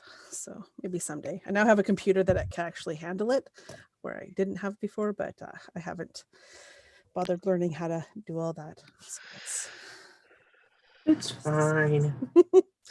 all right, looks like we're all back. Connor has messaged that he is back as well. So we can continue on. Jinx, with that 17, you do find deep in the Glancer like trash bin pile, etc., in the back door there, an encrypted message. However, you are not able to decrypt it, but you know it exists and you have flagged it to yourself. And if you wanted to, you could have even transferred it to your own Glancer so that Yeah. you could look at it at any point. I definitely want to do that, but I want to do that discreetly so that there's no trail left that I did that. Okay. Yeah, give me another tech check then to see how well you did that part. Okay.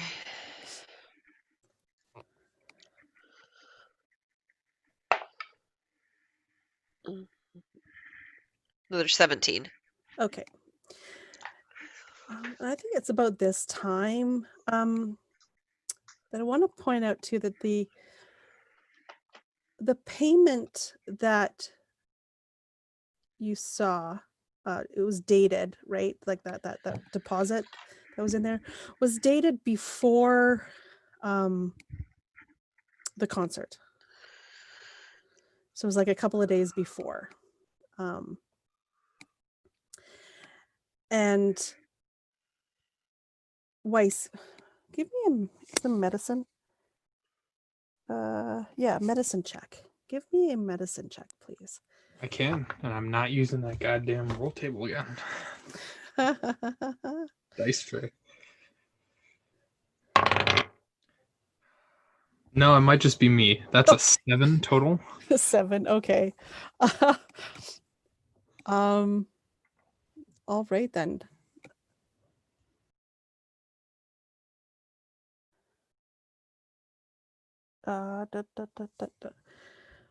All right, with the 7, all you could tell is that the body has been, like, these people weren't killed like yesterday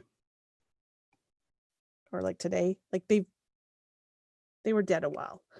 So that is something. You can't tell exactly when, with that, but you know it wasn't like, these aren't fresh kills. They were a bit old. And it's about this time, I think, that you're looking at the Glancer pad right now. You're trying to get into it, Jinx. And all of a sudden, there is an incoming message that goes into the equivalent of like the inbox. And basically, you can see the same name that that you know is tied to Sept Alzarine, the same one that you saw with the deposit before, saying, basically commending a job well done, package obtained, here's your payment. We're not to ever have a contact again. Delete these from your, you know, that various kind of thing, delete from your inbox.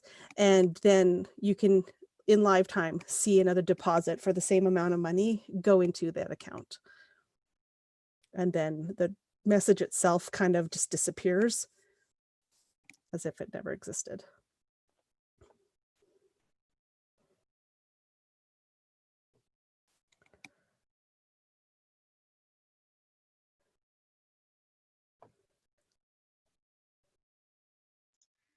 Well, obviously share that information.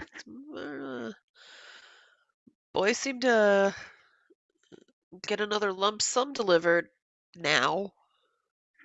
Job well done. Interesting. Something about a package being delivered. I don't know, guys. Are we supposed to like feed and water it? Like, No, you talk to it. You talk to her, and you make sure that she isn't panicking. And you're nice, and you're gentle, and you don't. You let her talk if she needs to. I'm not stopping her. I gave her candy and stuffed things. Hand me the thing off the dash. The Ushime, grab the stuffy off the dash. Here. She'll kind of take the thing and be like, "Hey, sweetie, you want this? Can you tell me your name?" She just looks at you with those big wide eyes, and kind of reaches out for the stuffy that you have in your hand. Okay, you can just have it. You're really cute. Just give it to her. There's like almost a hint of a smile as she gets it from you before her face goes back into that solemn, expressionless face that she's had this entire time when she's calmed down. And again, her face kind of just disappears back into your shoulder. So I guess I'll just keep watching the tablet thing, while we're driving and getting to the towers, see if anything else shows up. Otherwise, there's not really a lot else for Jigs to do at this point.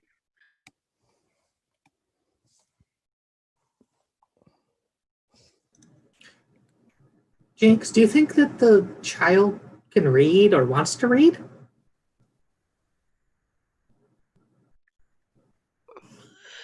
I don't know. Ask her. What's her name? I don't know. She won't tell me. Okay. Do you like reading? She kind of peeks out from Jinx's shoulder to look at you before her head disappears back again. I'm gonna go with no. I'll still take the book out, hand it to Jinx, and say, she can have it. I have enough of them. It's like a... No, it's not that book, please. Is it like a real book? Like a Yeah, it's an actual book. It's like a Dr. Seuss book. Wow. from back in the day. And is still technically a child after all. That's true. I guess Jinx will open the book up and start reading to the kid. Sure. Yeah. That seems to calm her even more so. Her grip on you is a little lessened as she gets more into the story as you tell her, but she doesn't leave your side or let you go. But you can see that she is starting to relax a little bit more against you. Yeah, and she hasn't said anything like this entire time. Besides the shrieking in the beginning, that was the only sounds she's made.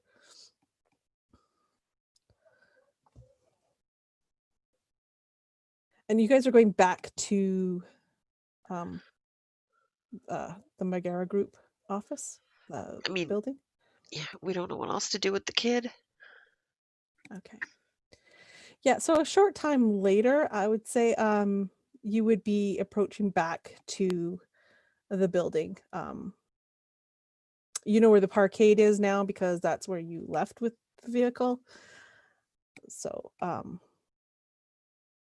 you can tell me what you guys are doing once you get to the building.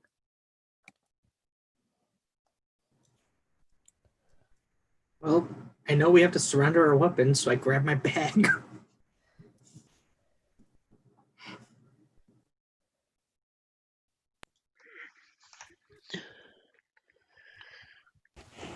I guess it's sort of, have we gotten everything from that from that lancer that we're going to get?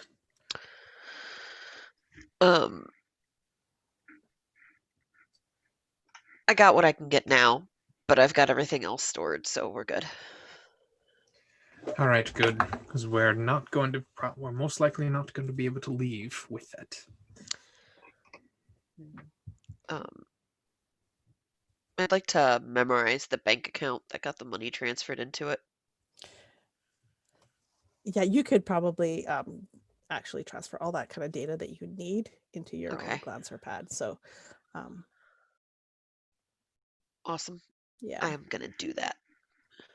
Remember, he had that file with all his passwords too. So you got He that did. too. I'm taking all of that. Yep. And then I believe the message was, I don't know if I want to actually. I'm not gonna delete anything off of it because they'll be able to find. Yeah, I'm not gonna delete it off. I was tempted, but anyways, yes. So I will transfer all of that data to my own personal stuff. And then Jinx is gonna walk in with the kid on her arm. She's just gonna walk right up to the security area and be like, "So, yeah, we need to see Mr. lives at the top of this tower. We've got a gift for him." Yeah, so it's kind of the same process that you went through the first time, right? You go through the scanners. Jinx, you're pulled aside again. They do a quick scan. Of course, now you've got this girl that's attached to you. But if you all surrender your weapons and all that stuff, then and you don't try anything sneaky, then you all make it through like you did before. But when you approach that private elevator again, the one that you know, the little girl in your arms squirms out and gets to the, like, basically jumps out of your arms and runs to the guy standing there and gives him a big hug. And then you can see, this big burly, like, it's kind of odd, but this big burly, bodyguard guy, you can see him, like, he picks her up, he's, kind of swirls her a little bit. And this is at the point where you get her name. Maya. It's like, Maya, it's good to see you. What are you doing here? And he, like, swings her around and she gives him a big hug. And it's the first legitimate sign of like normalcy, I think, that you've seen from this little girl. But it appears that, Jinx, you are now off the hook. She has found a new person to cling to. But then he just looks at you sternly as he sees you approach, and What did you do to her?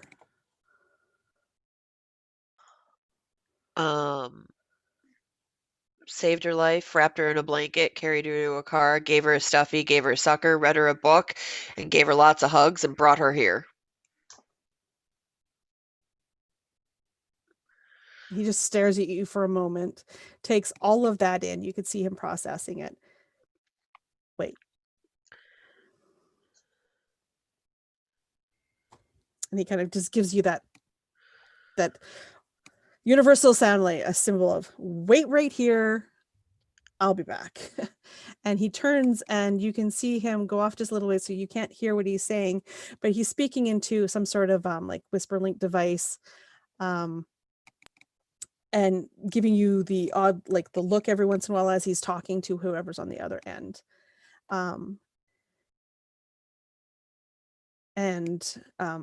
Eventually he'll come back and he just kind of nods at you, but he's still looking at you extremely sternly, and he's presses the button.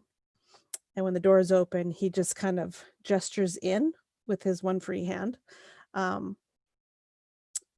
waiting for you to enter into the elevator. He doesn't say anything to you at this point. He's just still looking at you with suspicion. Okay. I mean, Jenks is just gonna walk in.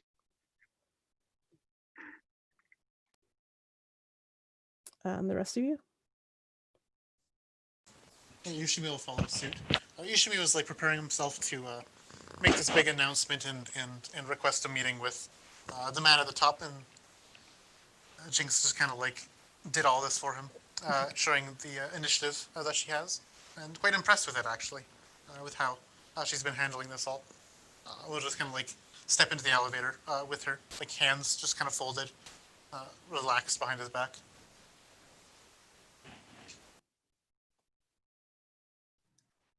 I'll follow in. Does the kid come in with us to ride up, or does she stay with the big guy? Yeah, no, he does not follow you in. However, the other one that was there as well, because there was two, goes inside with you, and the girl remains with the other guy. So you will be riding up with one guard at this moment, alone. And that infamous ride starts again, Jinx. You can feel your stomach go down into your toes and then up into your tip to top of your head when it stops. But you find yourselves again outside. I'm sorry, not outside. Find yourselves again in that foyer of Kerrigan Rawld's office, where the reception, his administrative assistant is, as well as like the chairs and everything. And when the door opens, the bodyguard just kind of ushers you out, follows you, takes his place in front of the door of the actual office, while indicating you to sit at the chairs and wait.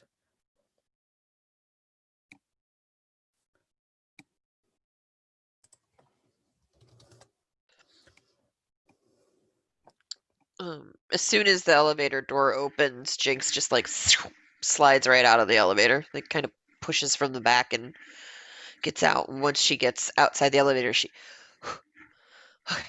kind of like calms down and then goes and stands again, leans against the wall. She doesn't sit down.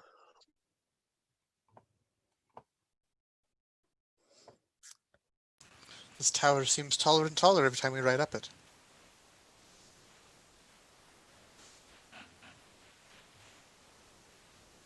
Yeah, great tower. Wonderful. Like it here. Nice place to be. Weiss goes and, just like they did last time, goes and hangs up their coat on the coat hanger and just sort of sits back. Looking more comfortable than ever now that they're in a high security building.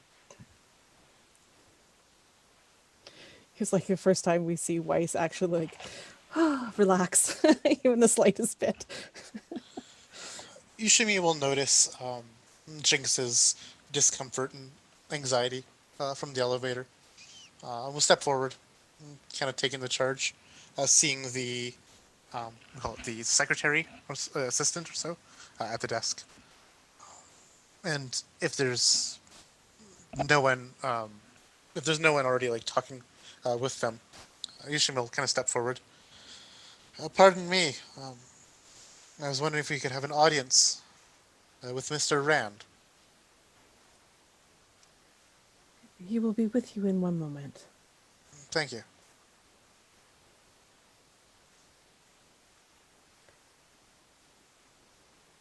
And she basically at that point kind of ignores you even more. She continues to do whatever she was doing. Having said what she needed to say to you, and will proceed to not say anything further unless you are asking any more questions. No, Yushimi is patient, knowing the bureaucracy of this. This is the one thing that he does recognize, and in this foreign moon is the bureaucracy. He knows it well from his time in his home moon.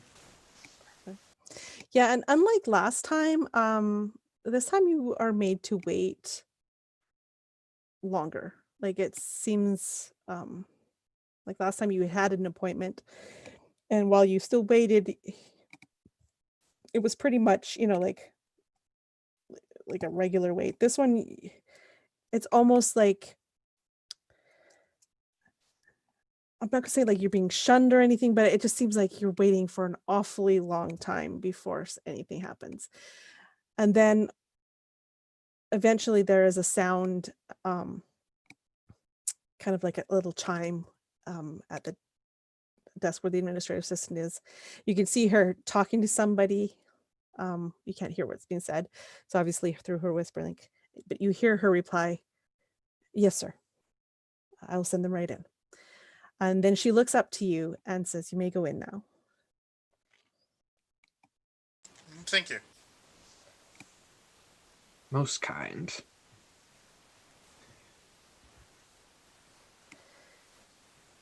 And so again, you find yourselves in Kerrigan Rald's office. Likewise, he is again standing in front of the window back to you, looking out into the city below. It is now getting dark. Lights are starting to come up.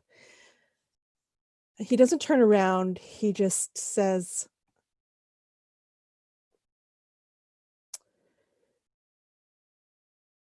"You brought my granddaughter here, and I assume that means you have some information for me." We found your son. Yushimi says with some kind of like feigned lightness to his voice. A tragedy. I hope you are ready for some bad news.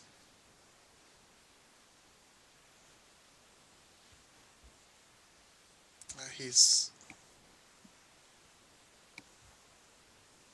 seems that he was assassinated. A brutal affair, by the memory of it, the sight of it.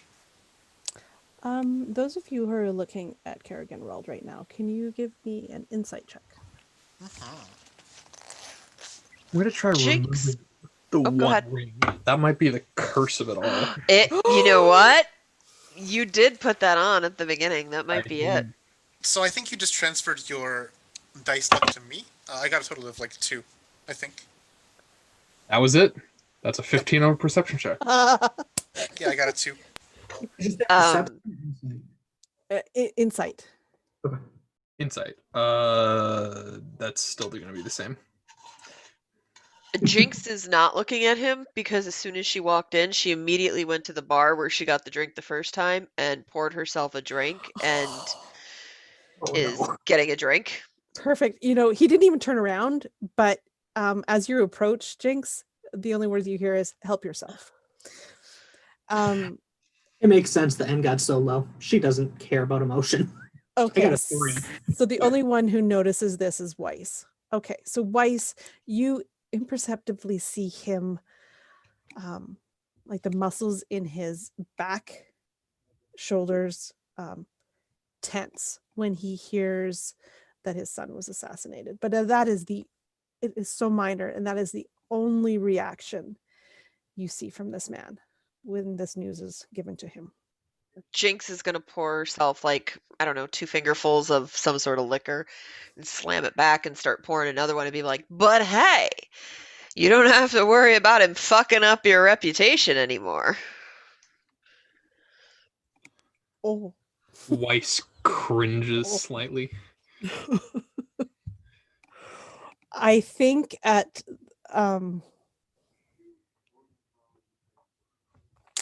yeah. I think with that is noticeable for anybody who is looking. Jinx, you're faced away, so maybe you don't see this. But that definitely got a reaction, and it's pretty obvious he did not appreciate it.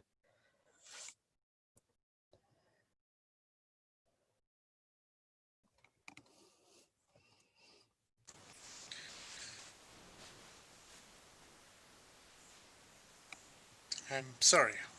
Yushimi continues, trying to pick up the ball where it was interrupted by Jinx's humorous addition.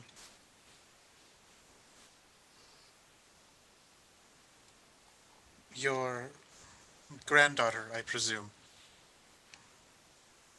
She was there as well, alive, unharmed, hopefully. We could not see any injuries upon her. We brought her here. I imagine that you would, of all people, you would know who her next of kin would be, who would take her in, even if it is yourself. Again, I am sorry for your loss. My grandson? Yushimi kind of like looks to his companions. And would just shake her head. I'm sorry, sir. He would say. He doesn't say anything more than that. Yeah, and I think at that his head lowers, and he looks. You can see him looking down into what you can now see that he's holding a glass himself.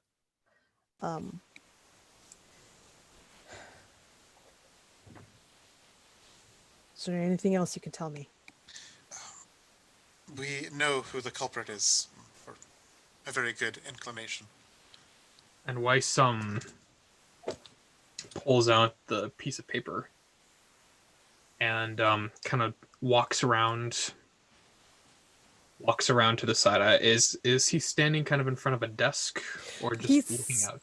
He's standing behind his desk at the window looking out. Yeah, back so, to us, right? Yeah. So there's his desk, his chair, and then up kind of on a little raised kind of dais area, there's this huge picture window, and he's standing up there back to you looking out the window. There was a note left behind. What did the I won't read it out loud, but what did the note say again exactly? Just because I actually think I want to write that down. It's like you hurt our family, we hurt yours, or something. Yeah, it says, "Tell your wolves to howl at a different moon. You come from our family. You come after our family. We come for yours." I'll write that in the chat as well.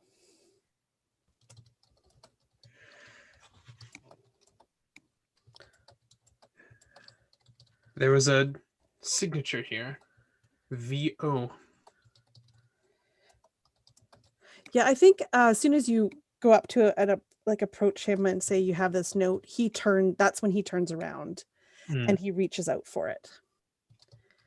I hand it to him. Yeah, and he reads it silently. And you can see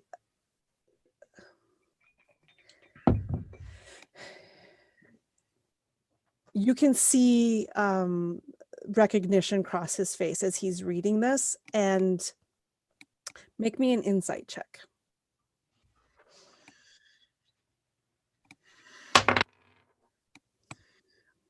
11. Okay, so you can't quite tell. It's higher than 10. It is higher than 10, yeah. You can't quite tell, but you can see that he's a little bit off, I guess, at this moment. There's something about the note that is bothering him. But that's all you get. You don't know what or where. Yeah, as you got a big F in the online chat.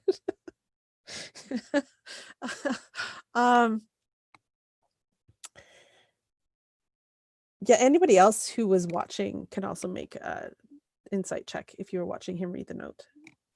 And if you wanted to, go ahead. A 4. Yeah, you can't read these humans. These flesh people. You should With all their fleshy emotions. yeah, these emotional people. They just you don't get it. Yoshimi I think Weiss would definitely still kind of wait for I don't think Weiss is not at all going to voluntarily let up that they know about the Ordo Viscerae, but he's just gonna sort of wait tentatively for him to say something. Yeah. So when he finishes reading the note, and this you understand this motion, he crumples it up and throws it. He's definitely not happy about it. And that's when he turns and he says, "Do you know who did this?"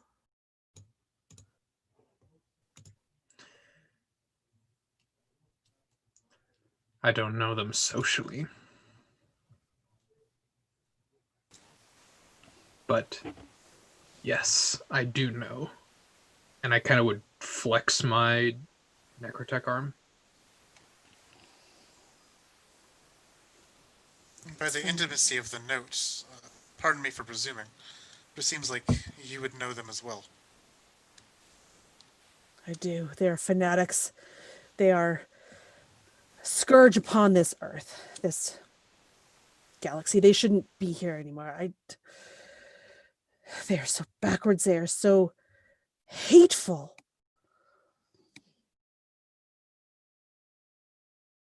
But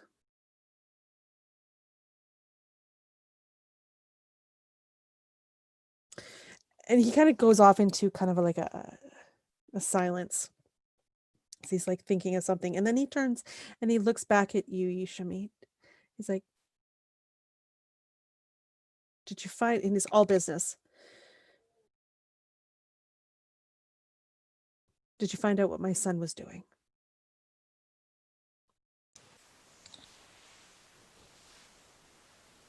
Yushimi kind of looks at you, Weiss, hoping that you could fill in this, since you were the one that kind of looked through his desk and papers and stuff.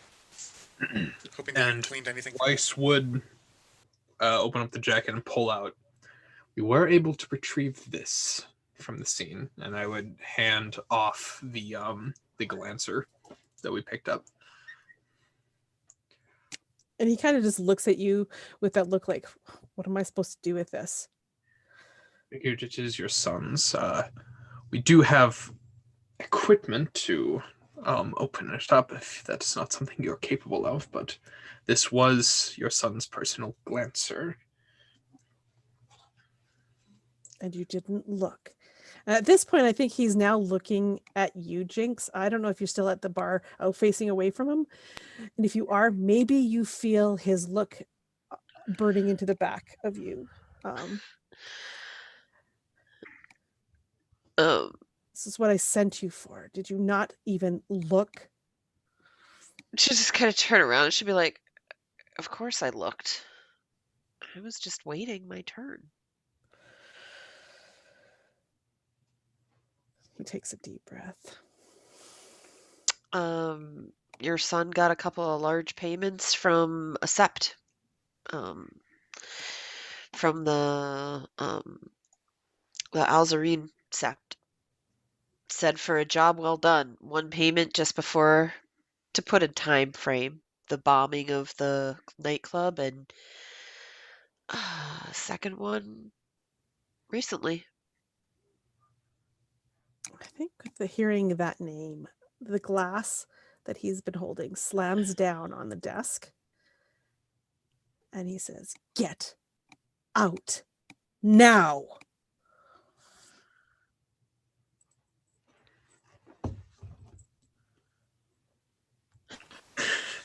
Yushimi bows his head and begins to turn around to go to the elevator. Or not the elevator. Leave the office, I guess. Jinx takes her foot off the counter because she was kind of like leaning up against the counter, like the back shelf, and had a foot up on the counter, and she kind of puts it down and looks at him, and she takes her glass and she kind of slams it down on the table about as hard as he slammed his down on whatever he put his on, and she looks at him and she's like, hold up a fucking second, buddy. You don't even know the nightmare we just walked into in that house. I just saved your granddaughter. I get you got some personal family bullshit going on here, and that's fine, but you called us here. You asked us to come help you. We bring you back information, and instead of telling us what's going on so we can figure this shit out and wonder why I just threw up in a hallway next to a bunch of fucking corpses and then carried your freaking disturbed granddaughter down the fucking stairs, I think you could like be a little bit more reciprocal in this situation, because this is some fucked up shit. And if I knew that this is what we were going through, I would have freaking asked for a hell of a lot more money and a much better fucking car. I didn't want to interrupt that because that's brilliant. But so I think he silently looks and listens to all of that. And then he repeats, "Get out now. Guard!" Should just freaking chuckle. Okay. Talk to you And later, sweetheart. right where you were, the glass shatters on the wall.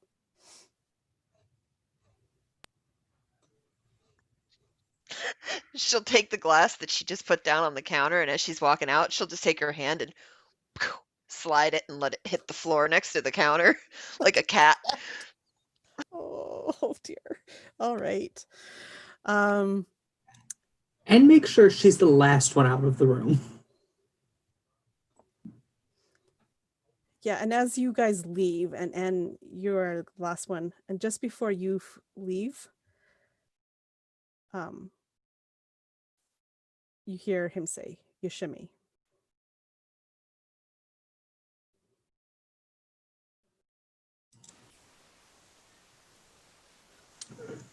He just says Yeah, my I name.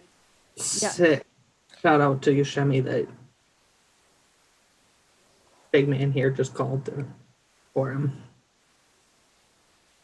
Yushimi will then turn around.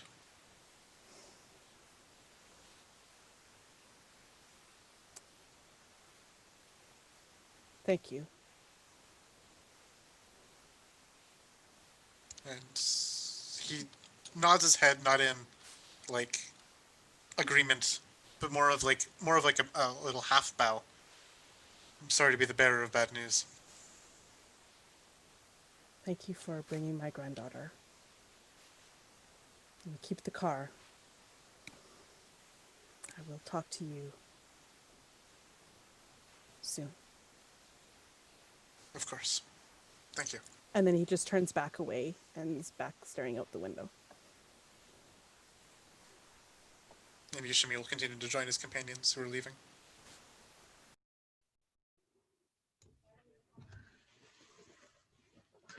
Well, as Weiss is picking up his coat from the rack, they're just gonna turn over to Jinx and just say,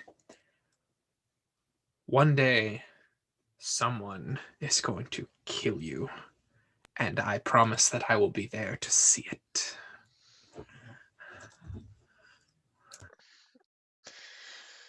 I mean, if you're lucky, it might be you. I don't kill my patients. You just have happy little accidents. I just linger my gaze. Sometimes. Come on, Doc. Everybody's gonna die eventually. We should go get drunk or something. as we get to the elevator, if we're allowed onto it, everyone also noticed that my eyes aren't glowing red anymore. The entire time that we were walking back, my eyes have been glowing. Until we Yeah. get to the elevator and I've calmed down enough. You're not only let on, you're like ushered pretty much on and made sure to that you've gotten on. And the bodyguard goes with you.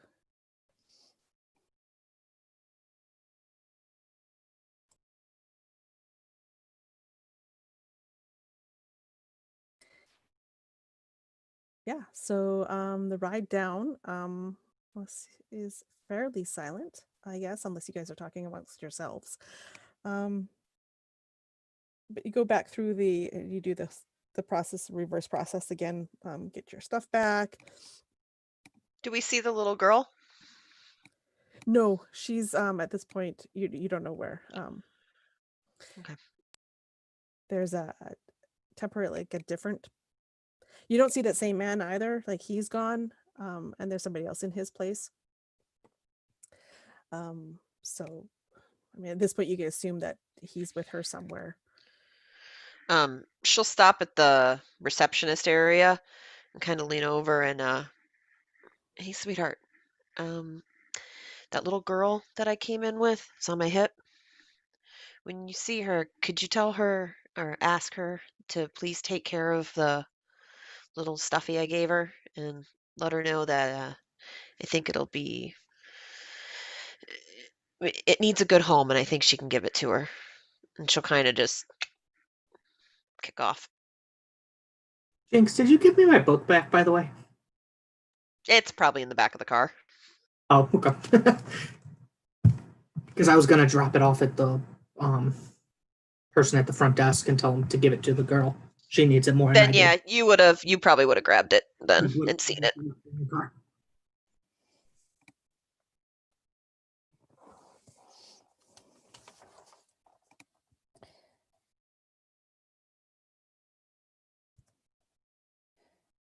So where you guys, you know what, actually this is probably a really good place to stop. You guys get back into your vehicle and head out of the parkade area and off to your next destination, and we'll find out where that is next time. So thank you all, anybody who's watching and will watch in the future, because that's where we're at. This has been an awful lot of fun, and I'm glad you coming along the ride with us on this one. Thank Until you next all. time, see you in 2 weeks. Have a great night, guys. Bye.